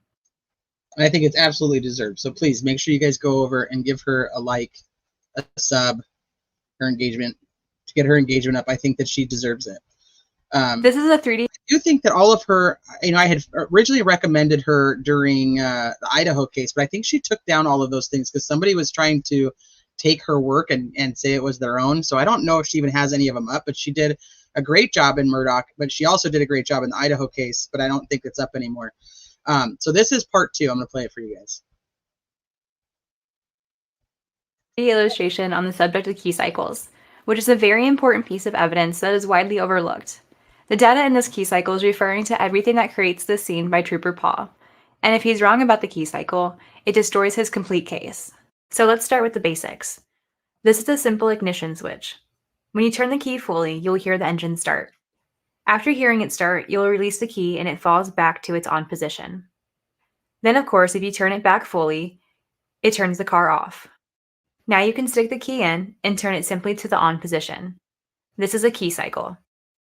Then when you start the vehicle, this is an ignition cycle. All these cycles are recorded in logs. Every single time since the birth of the vehicle, every key cycle is recorded and logged. Even when you fully start the vehicle, creating an ignition cycle, there will always be a key cycle logged. So when Alan Jackson asked Trooper Paul if every ignition cycle has a key cycle, the answer should have been yes, but that would have hurt his case. So he was either deliberate in his deception, or at the very least, he lacks the expertise in the field to know better. Let's view that interaction. Every ignition cycle includes a key cycle, correct? In a sense. By definition, it has to, right? It doesn't have to. To clarify, regardless of the expert's opinion, every turn of the key is a key cycle that is recorded. So let's look at what key cycle numbers they're fighting so hard over. It's right here. Key cycle number 1162, out of Trooper Paul's report, which goes with the trigger report that has all the throttle, braking, steering, and speed information that was created in this scene. The problem is, when the key was put in creating key cycle 1162, it wasn't Karen putting in the key. Let me show you how we know this. Trooper Paul started the car, creating key cycle 1164 during his testing. Moving backwards in time, we know the next key cycle. It's a button. It's a start button. So the essential, she's showing a visual for like turning a key, but it's a push start. But it's still the same equivalency. You have to have the key cycle for the engine cycle. Trooper Paul needs to rethink his life choices. There's no way. I don't even know how they could even say that he was an expert. You remember when we were going over his testimony, and I was even saying, like, why didn't anybody actually say that these were like expert witnesses? Like, typically they're like, I'd like to offer him as an expert witness. Like, I was like, do they not do that in Massachusetts? And then Travis is like, no, you don't actually have to declare an expert as an expert. Now I'm like, now I know why they did not declare him as an expert. They didn't even want anybody to think that he was the expert, in my opinion. They were like, don't say it publicly. Don't say it publicly. Hi, Sniper. Again, Trooper Paul makes $117,000 a year plus overtime. Tell me how that is a huge waste of time. That's why I'm like, the whole MSP needs to be just revamped. I don't know what the hell's going on. This is not an expert. Yeah, someone stole her Idaho work and passed it off as theirs. Yep. Was when the SUV was drove off the tow truck and pulled into the police department's garage. This would be cycle 1163. When the police department took possession of Karen's car at her parents' home, they started the vehicle and drove it on the tow truck, creating cycle 1162. Continuing, earlier in the day, Karen and her dad started the vehicle and drove it from John's home to his home, creating cycle 1161. And going back one more time, when Karen left John's home at 5:07 to drive to Jennifer McCabe's home, this would have been key cycle 1160.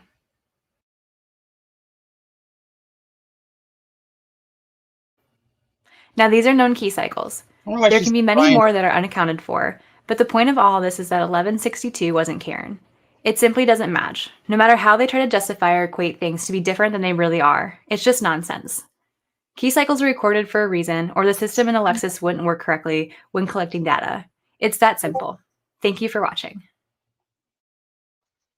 And I think that's what Jackson was trying to say during his cross, but I don't know if he actually came out. I don't know if that point was actually like really drilled into the jury of like, hey, that's not the right key cycle. So what you're looking at makes no sense. I think Travis said earlier in chat too, like some more visuals I think are important. And somebody said like the defense should hire her. Well, the defense has Microdots, who also does amazing work. And if you guys don't follow Microdots, he's on Twitter. He also has a YouTube channel, and he did say that there was a lot of exhibits that him and Alan Jackson had put together, and they did not actually use in the trial, which I'm wondering if that Visual people like to see it. They want to see exactly what it is that you're talking about. I think it would be important to use something like that. So I don't know all the visuals that Microdot's put together, but he does say that he is going to release them. Probably not with a retrial pending, I would assume, because they may use them in the next trial. Got to have an engineer from Toyota or Bosch. My husband works for Bosch Automotive, Travis. That's why I ask him these types of questions. And so she actually put together a perfect visual, even though it's not a key, of exactly how my husband was like, no, that does not make sense. This is exactly like what Jackson's saying would be true. Because if it comes to guns and cars, I typically ask my husband.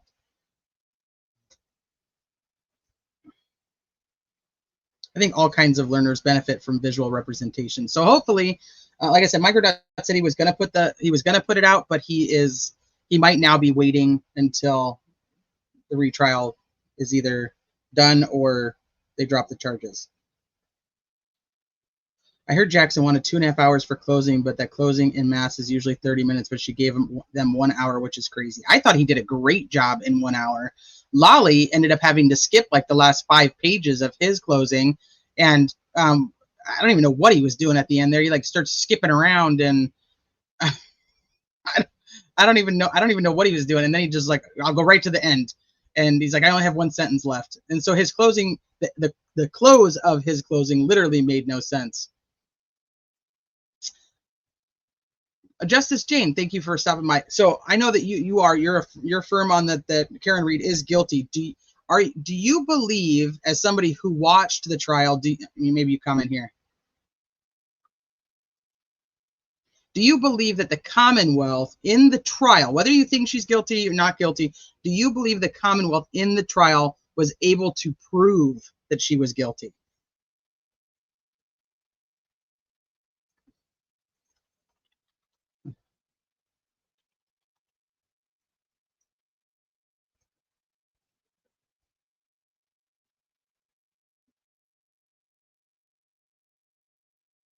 Hold on, I lost you guys on the screen because I was looking for another video. What did Nunya say? I find that I always understand things better if I watch videos of cats playing the piano. Now that's true. That does help. If there's, especially just put a little cat video in the corner. Okay, so you believe the Commonwealth did. Do you believe the Commonwealth, and I'm sorry, I don't mean to be like picking on you, because you guys know I don't care about people's opinions on trials or cases. I don't care if people think that somebody's guilty or not, but I'm just wondering, because I know you have come in and you do say that you have thought she was guilty. So I'm kind of just using you as an example, and I hate to do that. So sorry. But do you think that they actually proved second-degree murder? Do you know about the Rule 29 or not? Massachusetts Rule 29? Are you talking about that where the judge can like come in and change the sentence? Or is that what you're talking about? The rule is that what you're talking about? The criminal procedure rule? If so, I know a little bit about it. Yeah, and we're genuinely curious. Yeah, I think we're just curious by nature. So.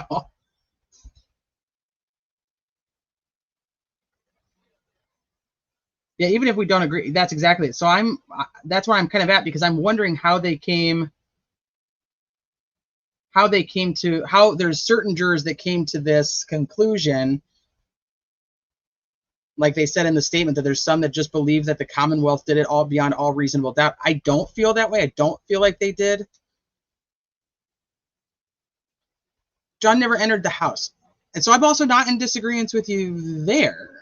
But do you not think it's possible that there's a totally different explanation of what happened?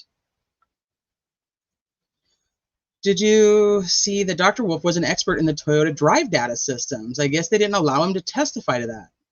Oh.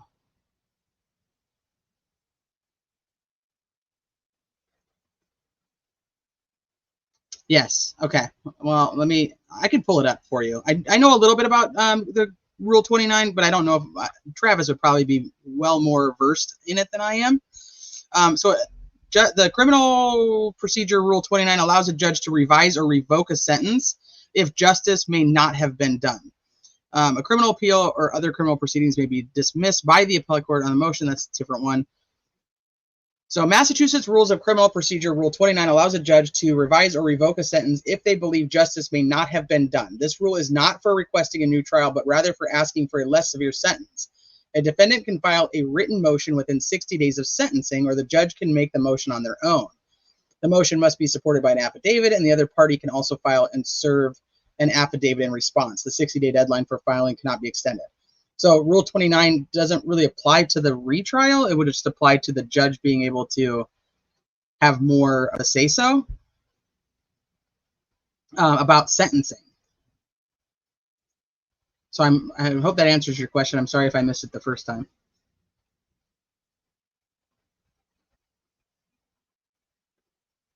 All right, let me see. The only way you can fly 30 feet through the air after being hit at 24 miles per hour is if this happened on the moon.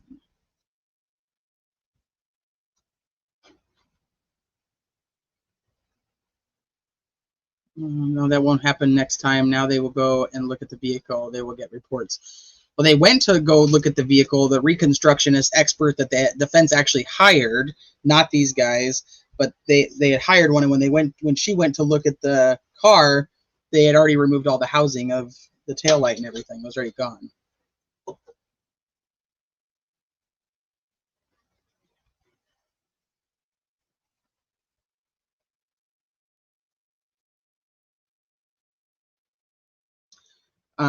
Yeah, and I'm suspicious. I'm suspicious of this flippin' Jeep. Like, how does nobody know where this damn Jeep was? Like, that's a huge thing to me.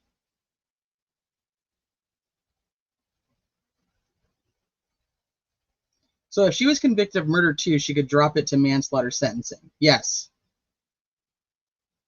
Hey, Brian. Oh, you're near Delphi? Ooh. You're gonna get all kinds of fun coming up here in November. I think the only way the speedometer registers that speed and that distance is due to wheel slippage, loss of traction in the snow. And if we're looking at the key cycles correctly now, then that would be when they're probably spinning her tires in the snow as she's stuck in the driveway at her dad's house. The Jeep will come up in retrial, as it should, because that's a missing piece for me.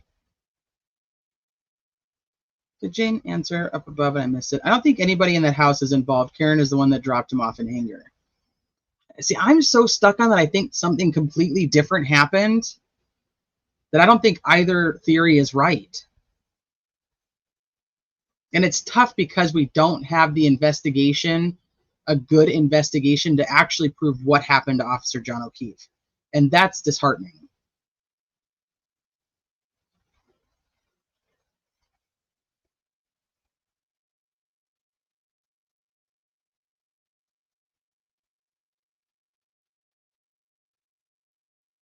I'm just reading comments, so just give me a second. The chat would like to know, Justice Jane, is there a specific piece of evidence that convinced you? Like, is there something that the Commonwealth presented that you were like, yes? Commonwealth proved Karen did it by eyewitness testimony, text messages, her phone. She called several people and told them he was dead. So this is tough because you have to then trust that these other people are telling, one, the truth, and two, are remembering it correctly. I hate eyewitness stuff because it's just notoriously so bad.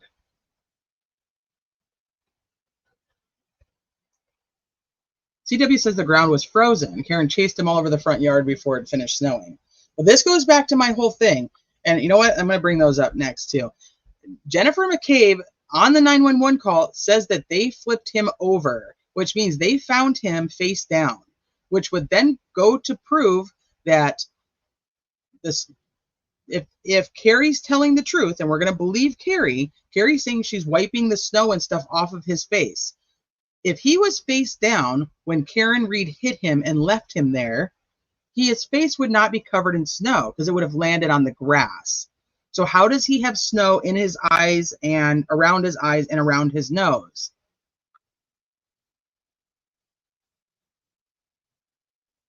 All right, let me see. Do I already have those up? Probably. I think I used the tab for something else, but I'll grab them real quick.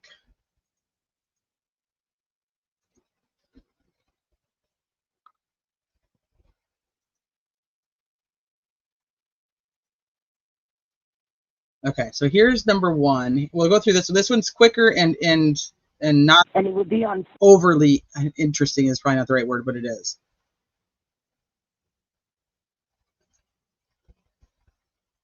But there's no grass under him. That's the whole thing. So like I'm like, why didn't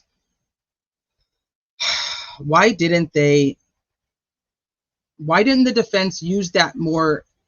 Like, why wasn't that actually talked about more? If he was found face down, his face would not be covered in snow if the Commonwealth theory is correct. The Commonwealth tried to use the face being covered in snow to show how long he had been out there, and he must have been out there for hours and hours and hours because so much snow had come down that his face was covered. But if he was face down and it happened when there was only grass, the face would not be covered in snow, which then defers more to the defense theory that if his face is covered in snow and he's face down, somebody put him face down in the snow. Okay. Let's back up. So you can see the transcriptions on the bottom of the screen. And if you think I transcribed any of it wrong, please tell me. I can almost probably quote these at this point. I've listened to these so many freaking times. Ah, shit. Now I'm minimizing windows that I don't want to minimize.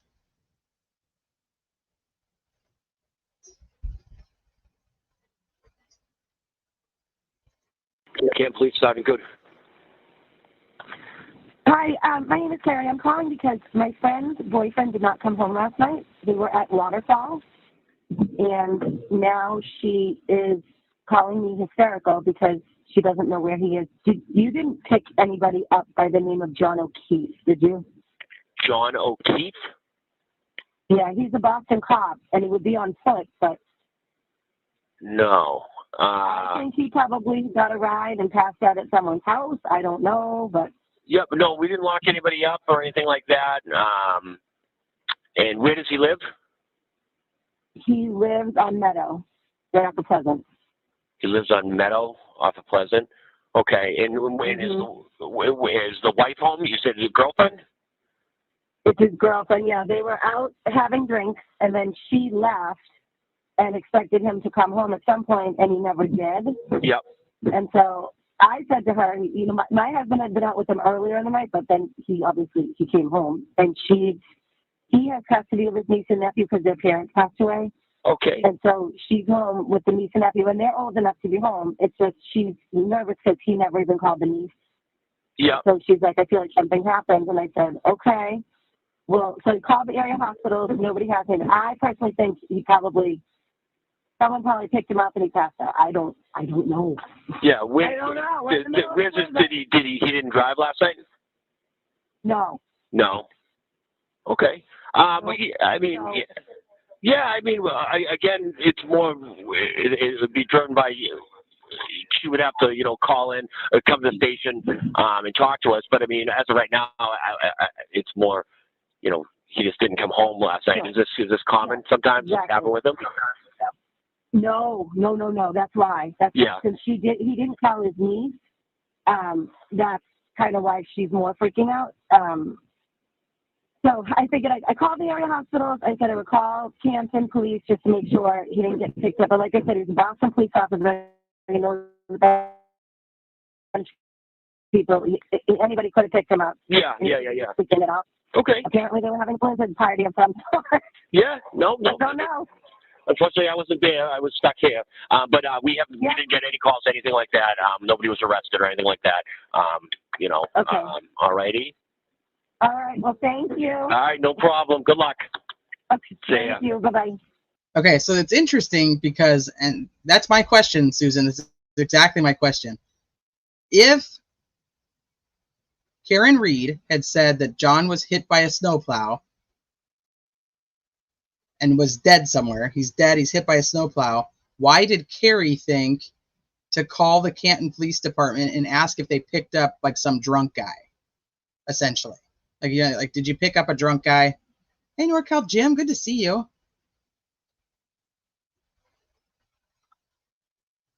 So that's interesting to me. Why isn't she saying that she's hysterical, saying that she thinks he's dead on the side of the road?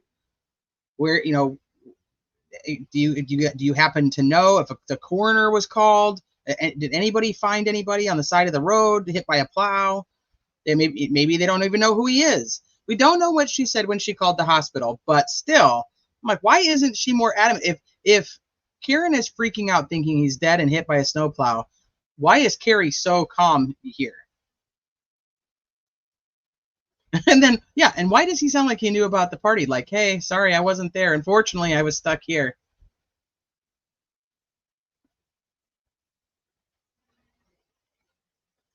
It's weird, all these cops. I don't even think is a 911 call. I probably should have corrected that. I don't think it's actually 911 that she called. I think she called Canton Police directly. Because Karen had told her that she left him at the waterfall. That they got, that's where last place she saw him. And that was Sergeant Good on the phone. Yeah, we heard him testify. So it is interesting. He's like, yeah, I don't know. I wasn't there. So I was stuck here. So I don't actually know what happened. Okay, let me pull up the other one. Now, this one is extremely intriguing. Especially after listening to it as many times as I did, I'm like, wait a minute. There's so much in here that we did not hear in court, and you don't even hear on the, the muffled voicemail 911 call. Yeah, she called. That's one. She did. She called the non-emergency number. Now, Jen calls 911, and she ends up getting rerouted multiple times. It makes the call kind of crazy. They don't even tell her she's being rerouted the second time.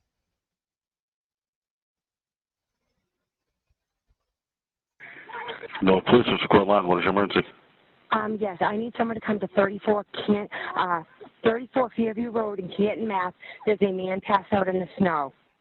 Okay, so remember, there's a man passed out in the snow. One man, just a man. All right, you're in Canton. Hold on, I'm gonna transfer over to Canton Police. You called me. You're connected to Nolan, okay?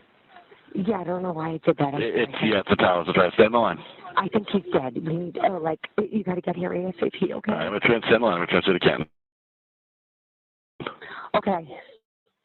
So he's transferring her, and you can hear as he's transferring her, he starts to actually talk to the next operator, but Jen cuts him off. She doesn't realize that he's still on the line. Where are the blankets?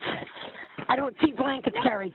911, what's emergency? Yes, I need someone to come immediately to 34 Fairview Road, Canton, Mass. What's going on? There's a guy unresponsive in the snow. In the snow at 34? He passed out, yes. Now we've got a guy. We have a man and we have a guy. Not my dear friend who I love. We have a man and we have a guy. Just pulled up and found him. Okay, 34 Fairview? 34 Fairview, Canton, Mass, yes. 911, that's unrecorded. Where's your emergency? Hello? Yes, I'm sorry. Can you come to 34 Fairview Road in Canton? 34 Fairview? Yes, there's a man unresponsive in the snow. Another man. Okay. Is he blue at all? Yeah, you've got to get here, okay? Okay. What's going on? Is he face down? We just flipped him over. There it is. Okay. They just flipped him over. We just flipped him over. And who's that in the background? Is that someone related? Okay, that's his girlfriend. His name is John Keith. Okay, how old is he? John is 46 years old. 46. How long has he been outside? I don't know. I don't know. He got out of the car and is he breathing? A couple of hours. So Jackson brings that part up, and he says, "What you said he got out of the car?" And she's like, "I'm just relaying what Karen told me that he got out of the car. I'm just relaying it." Kerry, I don't know if he's breathing. There are two women trying to do his body heat, and they're hysterical. Okay. Two women trying to use their body heat, and they're both hysterical. So during testimony, they really try to push that Kerry got her shit under control. She goes straight over to him. She's cleaning off his face, and she's starting to do CPR, and she's got, she's doing chest compressions, and she's telling Karen to start doing mouth to mouth. That is not what this call portrays at all. So we'll keep going. Okay, can you just try to ask him? I know it's tough, but we already have the fire department going. They just got to know if he's breathing. Is he breathing, you guys? It doesn't seem to be breathing. Okay, do they know how to do CPR? Right there, I could not get it. I could not hear her say he does not seem to be breathing. It kept getting it. I'm gonna back up just so you guys can hear that again. It does not seem to be breathing. And you guys tell me if you hear he. I don't want you to be by it. I don't want you to have, what do you call it, like where I already said what it is. Can you just try to ask him? I know it's tough, but we already have the fire department going. They just got to know if he's breathing. Is he breathing, you guys? It doesn't seem to be breathing. Okay, do they know how to do CPR? Seem to be breathing. It doesn't seem to be breathing. I can't, and I could not get past that part. I really wanted to change it to he, and I was like, I can't hear he. It doesn't seem to be breathing. Okay, do they know how to do CPR? Do they want to attempt CPR? You guys, Kerry, can you guys do CPR? No, I guess he's gone. No okay. CPR. They don't feel comfortable doing so? No, I think he's passed away. Okay. All right, we got the fire department and the police department on the way. If everyone's declining CPR, then I'll hang up with you, and if anything changes, you can give us a call back. Where are you guys outside? Oh, right out front of his car. I know, I'm on the phone with the ambulance. I know, honey, I know. So, Kerry, you got to get off him, honey. Kerry, you got to get off of him. In testimony, they said they were screaming for Karen to get off of him, saying, Karen, you have to get off of him.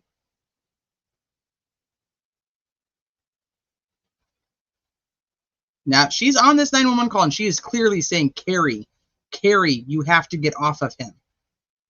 Yeah, the friends and the dogs are all it's.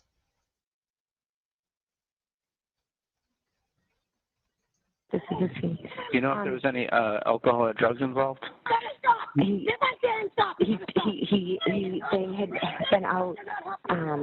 had been out. Not we had been out outside a bar. Yes, but I'm talking hours ago, maybe.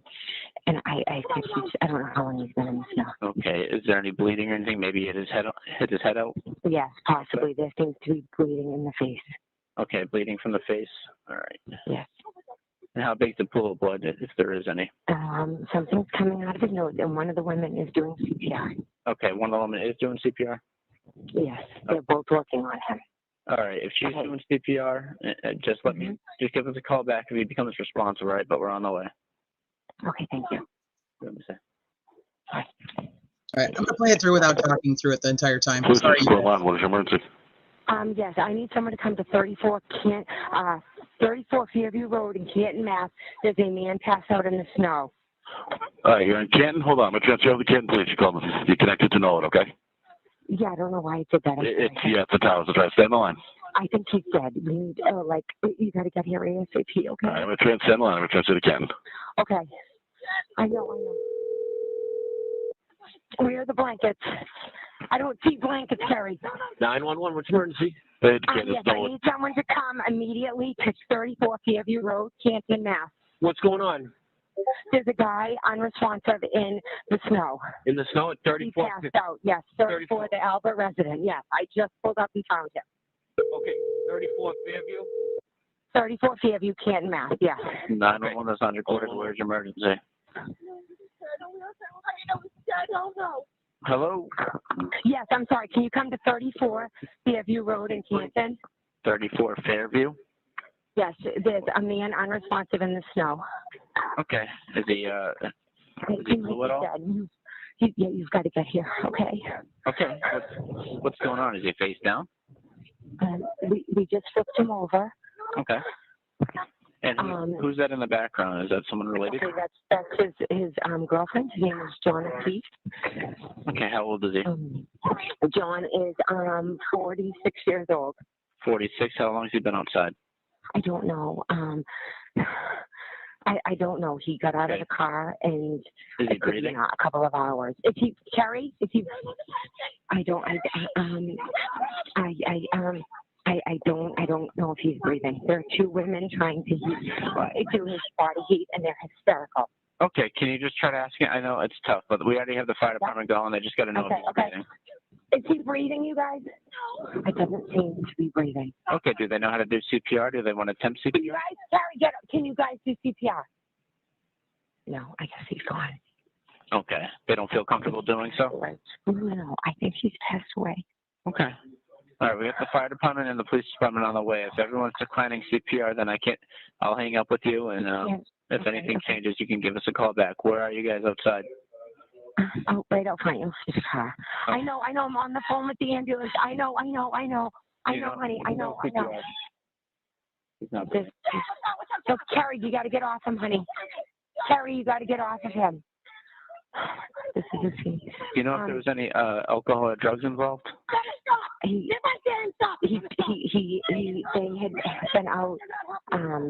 had been out. They've been out drinking? Yes, but I'm talking hours ago, maybe. And I think I don't know how long he's been in the snow. Okay. Is there any bleeding or anything? Maybe hit his head out? Yes, possibly. There seems to be bleeding in the face. Okay, bleeding from the face. All right. Yes. And how big's the pool of blood, if there is any? Something's coming out of his nose, and one of the women is doing CPR. Okay, one of the women is doing CPR? Yes, they're both working on him. All right, if she's doing CPR, just just give us a call back if he becomes responsive, right? But we're on the way. Okay, thank you. What did I say? And then somebody in the background says something to him, and you can hear him say what? I don't know what they were saying in the background, though. So now I heard Karen stop. Karen stop. Yeah. That's probably Karen. I can hear that in the background. So Karen was there. She says that's his girlfriend in the background. Yeah, she was there. It is horrible. It's horrible to know what's actually happening in reality at that time. The declining CPR blows me away because according to Kerry, they were already doing it, right? Why did the person in the Ford Edge who was parked in front between 3:15 and 3:30 not see John's body? Yeah, why do we not even know who the person in the Ford Edge was? That's a great question, too. Kerry, hun, you have to get off of him. I think Kerry in the background says, Karen, stop. I don't think that she's ever saying anything to Karen. I think she's talking to Kerry. And I don't think that she is aware of the head injury. She has no idea that he has a head injury at that point. Or, I mean, she's not saying that she knows that he does. I think what bothered me so much is her tone seems disingenuous. Regardless of all the shifting testimonies, she's detached and disingenuous on the surface level. I also want to know why she's whispering. Why is she whispering? Why is she whispering right here? Is that not... Why? I don't get that. You're not even just talking. So even though she's like, there's a couple points where she's like, oh, you got to get out here. You got to hurry. You got to get here ASAP. Why is she whispering?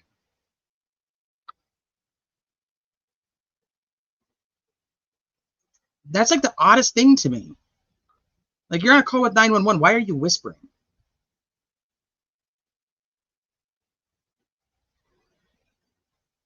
You probably said, dude, don't end the call saying have a nice day. Yeah, it's weird.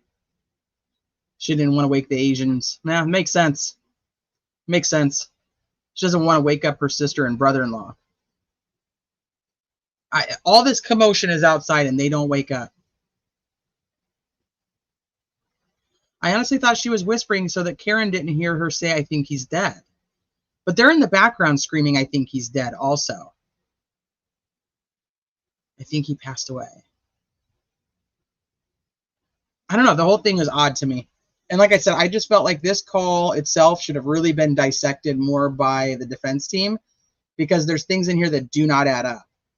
We just flipped him. They just flipped him over. We just flipped him over. That's a huge deal for me. I can't get past it. All right. I know we had a poll going. Let me go check it out real quick. Pull this over here real quick so I can see it.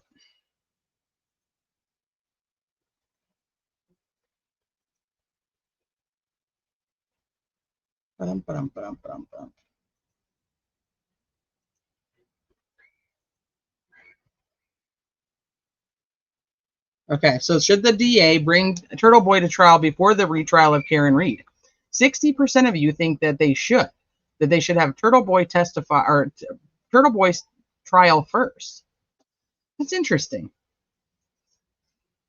Now, according to the Commonwealth, you're probably right. Now, I don't know if the defense would want that, but all right, let me see what you guys have to say, and then we'll wrap it up for the night. The whole call is just weird, right? I think the defense was right, and Caitlin and Tristan took Chloe with them that night. There's something weird about the dog. It's kind of weird that she's saying he's dead so much. So much for the defense to go over and investigate prior to the next trial if the DA proceeds. Strong recommendation. There is an excellent article in the New Yorker. Someone mentioned in Criminality's Facebook, Karen Reed's chat. If it is very balanced, pro cons, everyone should read it, whether you side what is popping out to other side. Okay, let me go pull it up. Is it from today? Did somebody put it in there today? I'll go grab it, or somebody can bump it for me in the chat, in the Criminality Karen Reed chat. I'll go find it real quick. We'll take a look at it. Maybe.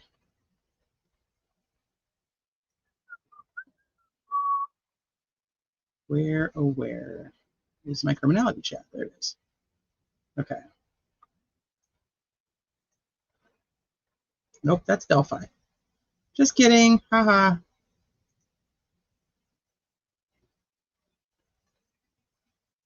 All right, let me see.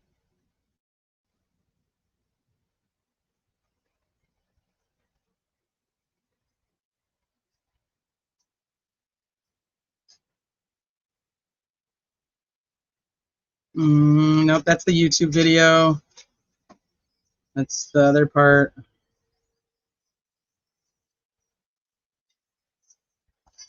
Trying to find it.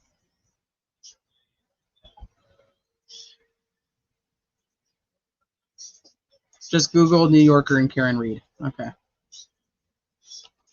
New Yorker, Karen Reed. The irresolvable tragedy of the Karen Reed case. Is that it, Travis? This one?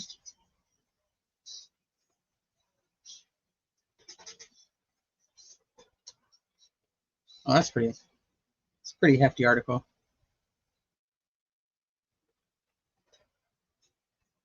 Also whispering, I think he's gone. Wasn't he still alive until they got to the hospital? Maybe I'm wrong, but the hospital was trying to warm him. Why didn't she even ask if they would do CPR? Well, it says like, do you guys do CPR? And then she just comes back and she's like, no, I think he's gone.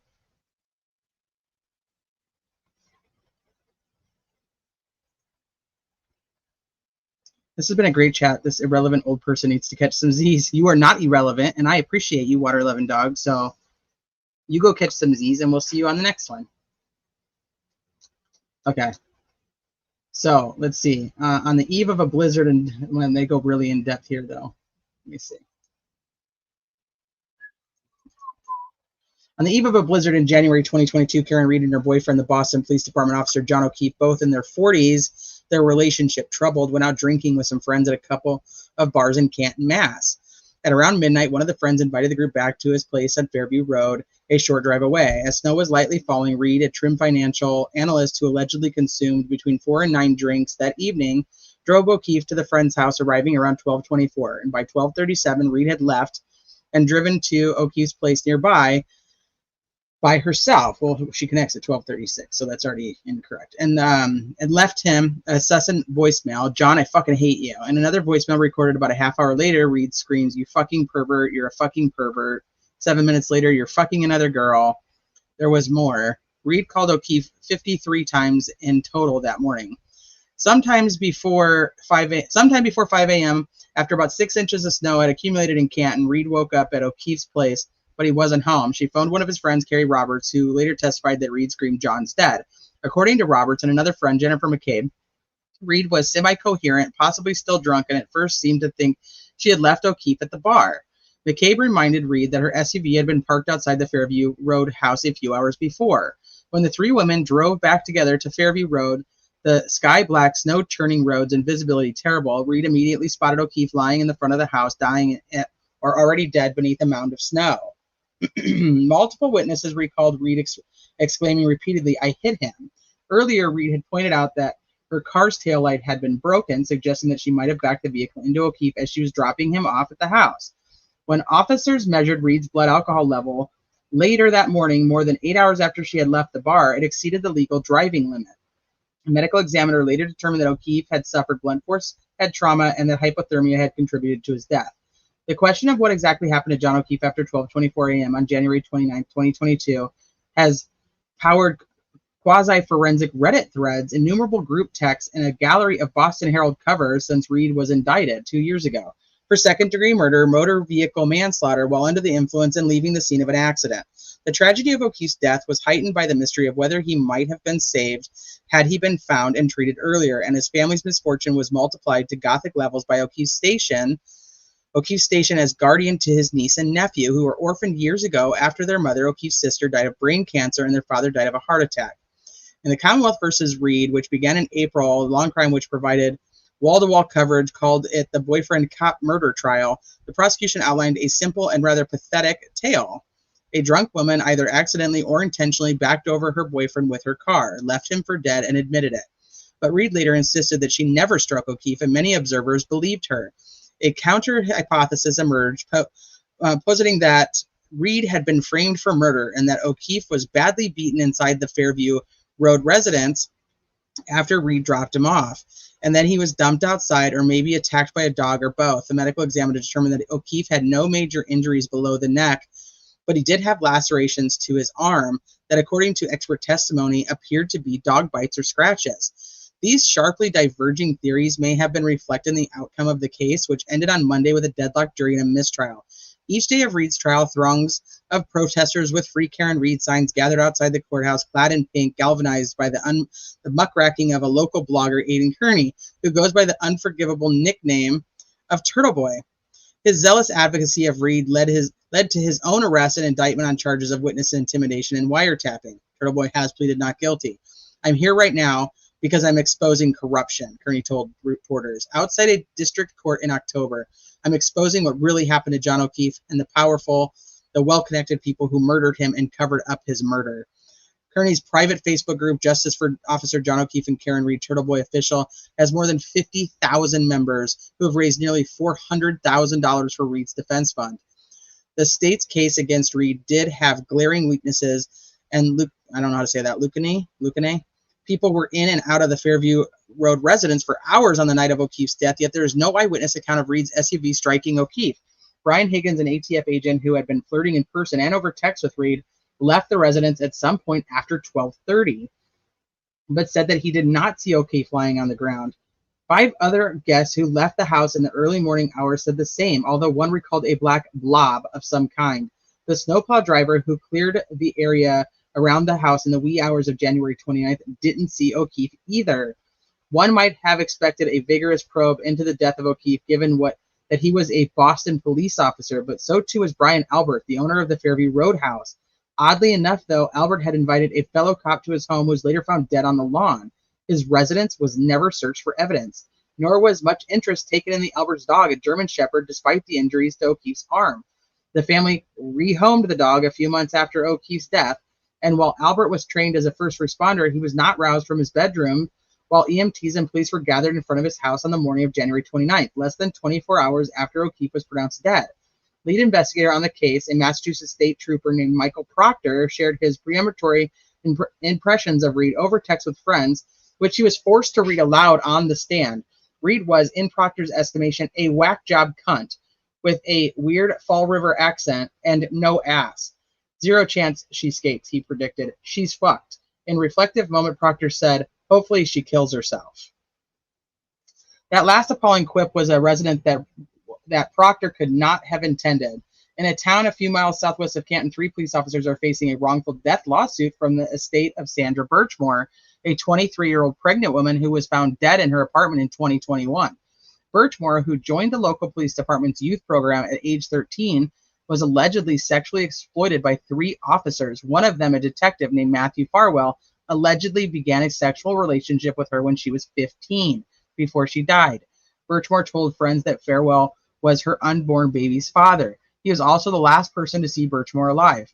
Farwell and the other officers have denied the allegations against them. The state medical examiner concluded that Birchmore had died by suicide, and in a separate investigation, the same district attorney's office that pursued the charges against Karen Reed found no evidence of foul play in Birchmore's death.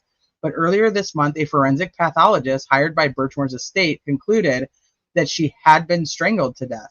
The report also noted that a rape kit and fetal tissue taken from her body were never sent for DNA analysis.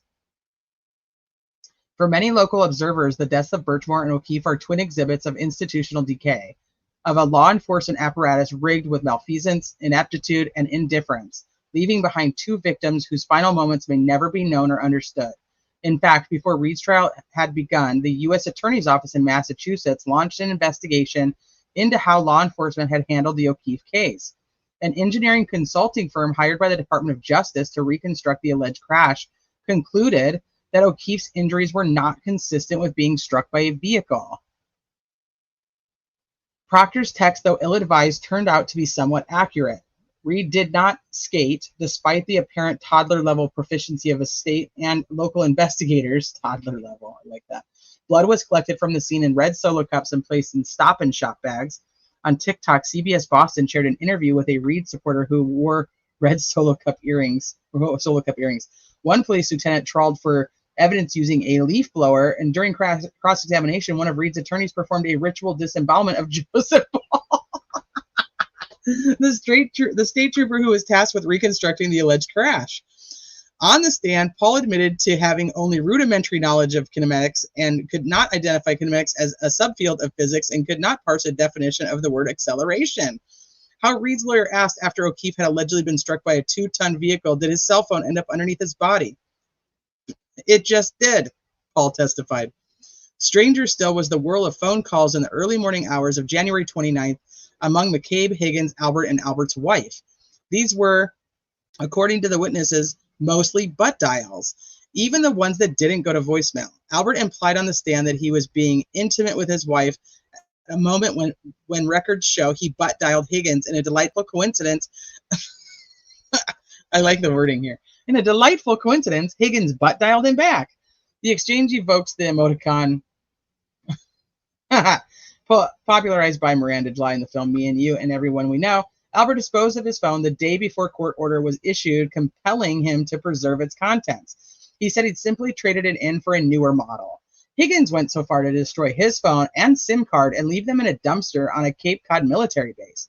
He claimed that the target of an investigation had got a hold of his personal number. But for the single eeriest act allegedly performed by any witness in this case, the distinction belongs to Jennifer McCabe, who is Brian Albert's sister-in-law. McCabe was part of the bar-hopping group on January 29th, gave O'Keefe directions to Albert's house, and repeatedly texted and butt-dialed O'Keefe when he didn't show up. According to an expert analysis of McCabe's phone at 2:27, hours before O'Keefe's body was discovered, McCabe entered a search into Google that she later deleted, and that whatever it is, Providence may haunt her for the rest of her days. House longed to die in cold.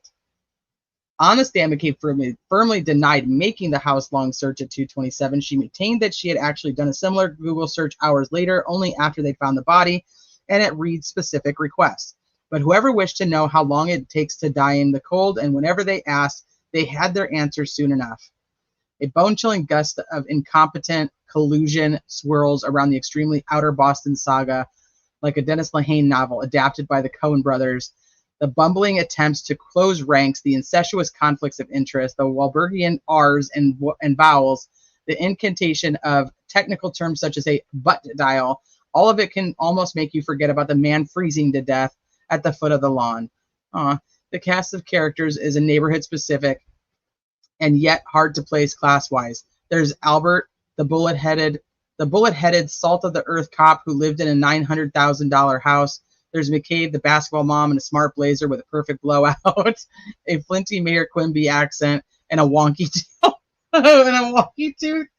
Everybody has an Irish last name. Everybody went to kindergarten with the other guy and is the other lady's brother-in-law. And everybody drinks and drives. Spend enough time mucking through the Copland and Canton bog of this case, and you will never get into a car after 8 p.m. in the Commonwealth of Massachusetts ever again. A quintessential episode while Proctor was leading the investigation into O'Keefe's death, in which Brian Albert was a key witness. Proctor also worked a case with Albert's brother, Kevin, a cop in Canton. One summer's night, the two comrades went out for beers, then drove home in Proctor's police cruiser. The next day, Proctor texted his colleague, "Found your badge in my cruiser this morning." In return text, Kevin Albert asked if he'd left his gun in the car too. and complained about his hangover. It's bad. I was hungover for sure today. Coupled tonight to make me feel good. Little hair of the dog. Above all else, a totalizing drinking culture is what both defined and obscured this unresolved, perhaps irresolvable case.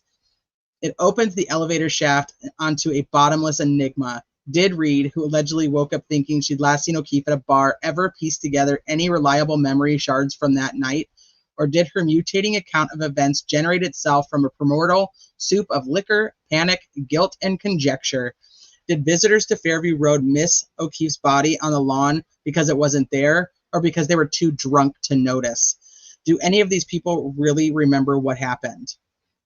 Even under ideal circumstances, memories aren't retrieved exactly so much as they are reconstructed, like a car crash, you might say. The blackout drinker, it follows, has no materials to build with. Blackouts occur when alcohol interferes with the receptors of the hippocampus that aid in memory consolidation, rendering the drinker incapable of making and storing new memories. She can be an engine of a narrative, but she cannot tell the story. Others may know her, provided they are not also blackout drinking, but she cannot know herself. She is absent from her own consciousness.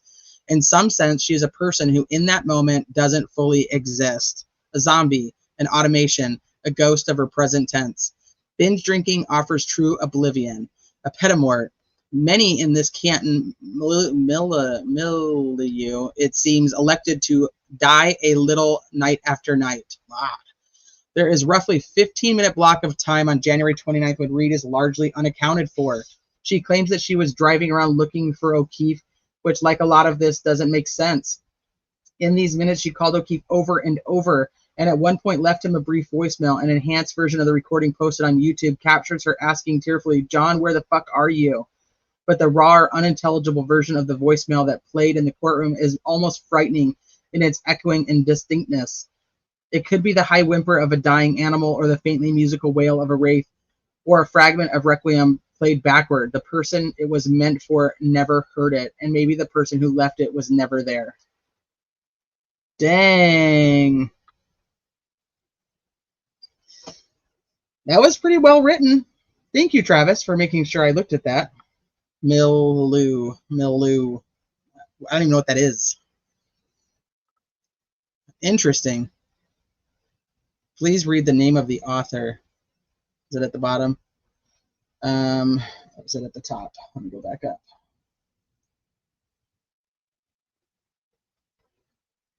Jessica Winter. She wrote this yesterday. What does it say about her? Jessica Winter is an editor at The New Yorker, where she also writes about family and education. She is the author of the novels Break in Case of Emergency and The Fourth Child. Jessica Winter. That was really well written. I thought she did a really good job.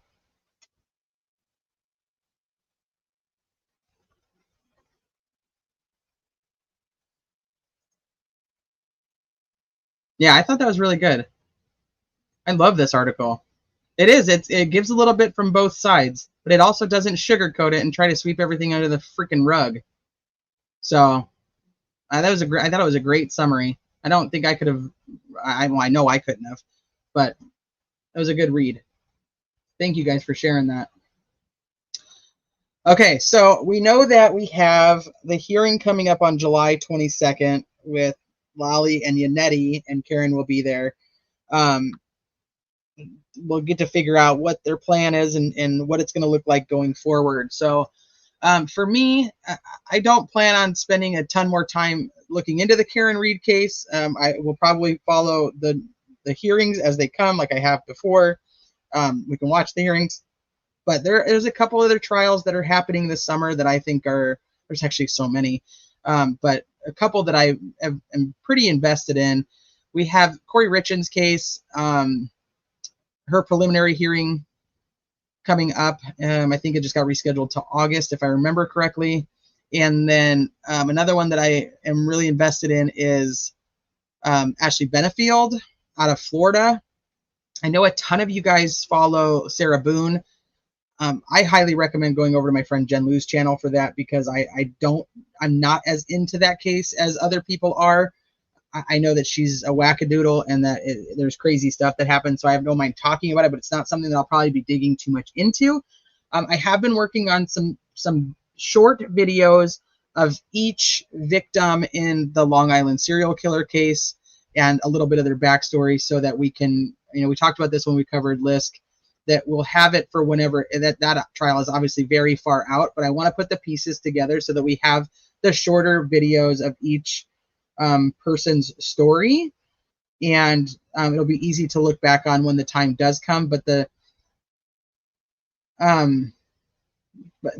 for me personally, I would say that the next case that I really am going to be looking at and watching the trial for, as long as it does not get postponed, is Ashley Benefield's case. If you guys are not familiar with it, you do not need to worry. I will do an entire, everything you need to know before trial starts. It is actually scheduled to begin, I believe, also on July 22nd. So that's, she drove a Ford Fusion. Okay, McCabe. She drove a Ford Fusion. So I plan on spending some time going through, getting everybody up to speed on that case, and then working on the videos for Lisk. If you have any other suggestions on what you are wanting to review or wanting to go over or wanting me to go over, let me know. I have no problem with that either. But that's just kind of where my mindset is. You just watched the Dateline on the Black Swan case. So for anybody not familiar, Ashley Benefield killed her husband, Doug Benefield. She tried to claim self-defense, and the judge was like, nope, but they'd already been in a very tumultuous custody battle. But like I said, I'm going to go over all of it with you guys anyway, so you'll know everything you need to know before the trial starts, and hopefully it does not get postponed. It should not. This one seems to be pretty set in stone. So they do call her the Black Swan because she was a ballerina, and her and Doug had started a ballet company together. Yes, Ashley Benefield, the Black Swan trial. So it's very intriguing to me. I hope that you guys will be interested in it too. Also, I think today is Keith Morrison's birthday. Really? Is it really? Oh, I love Keith Morrison. You want to see Kaylee's gymnastics comp? I'm going to put it, I'll put it up in members only. So you guys, if you want to watch it, it's our entire trip. So it's not just the gymnastics portion, but so that's where I'm at. So I'm kind of, my focus is kind of on those two pieces, on Lisk and on Black Swan. I will obviously continue to cover Karen Read, but not, on a daily to dig into it or look any further into it. I feel I feel like I understand with the trial being done. I feel more closure. I know obviously that there's no closure in the case because there's no verdict.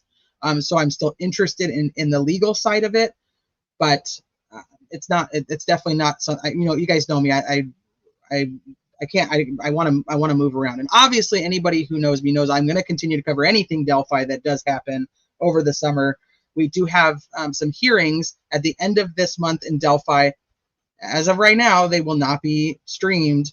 I believe that the defense will probably be requesting for it to be streamed, but I don't think she's going to agree.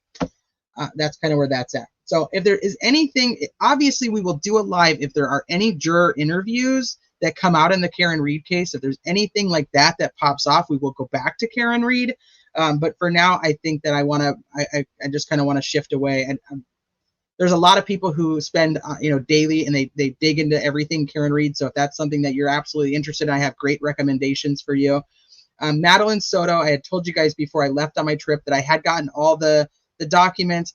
ATS News, if one of the mods wouldn't mind dropping her link, ATS News has done it in multiple parts. She has covered each piece of all of that documentation. I'm not going to do it here. I have been listening to her shows and she does a great job. So if you want to follow along with Madeline Soto, obviously if there's any updates on that case, I will be doing that. And we'll also always cover anything that happens with Idaho 4. So, and I'm ready for the OnlyFans murder trial. So that's another one.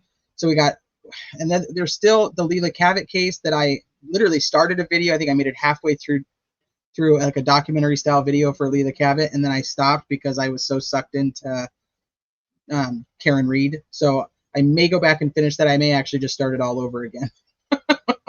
You never know. The trial for her suspected killer is also supposed to be happening. That's why I said there's a lot going on.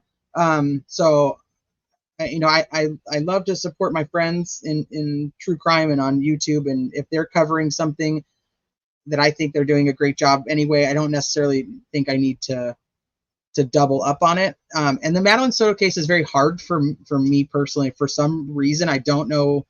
I mean, I do know why, but once that, whatever it is, it's when Audrey Cunningham and Madeline Soto happened back to back, it kind of just, I typically follow a lot of kids cases, and for whatever reason, those two just really pushed me until I can't look at them right now as in depth as I normally do.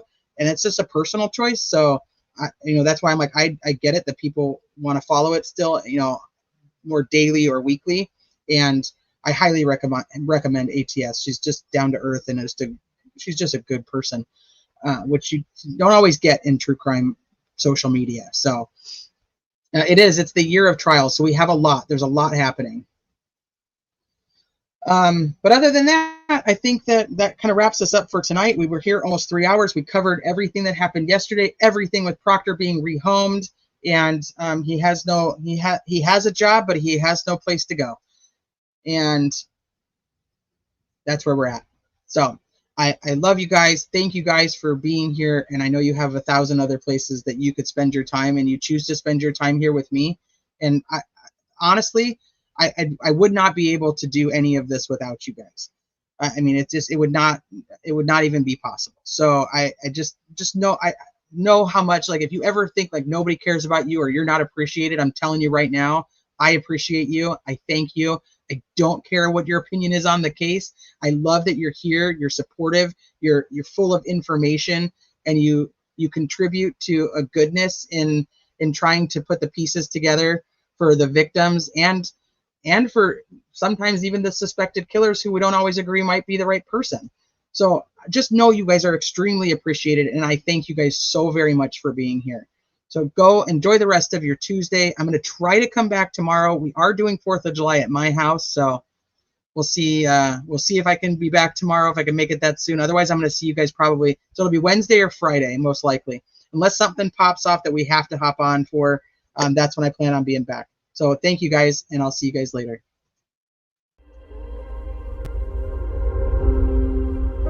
Do you dare to follow me down?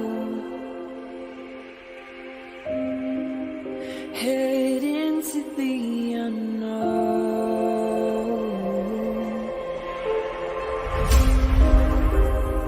Down the rabbit hole.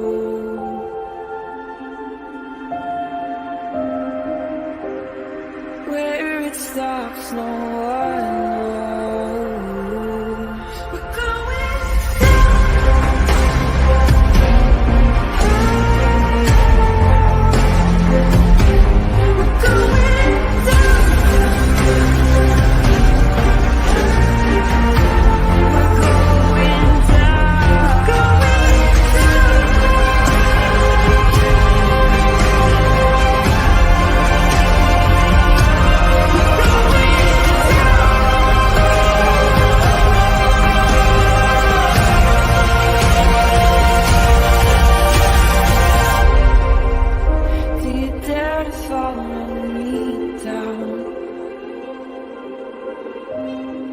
head into the unknown.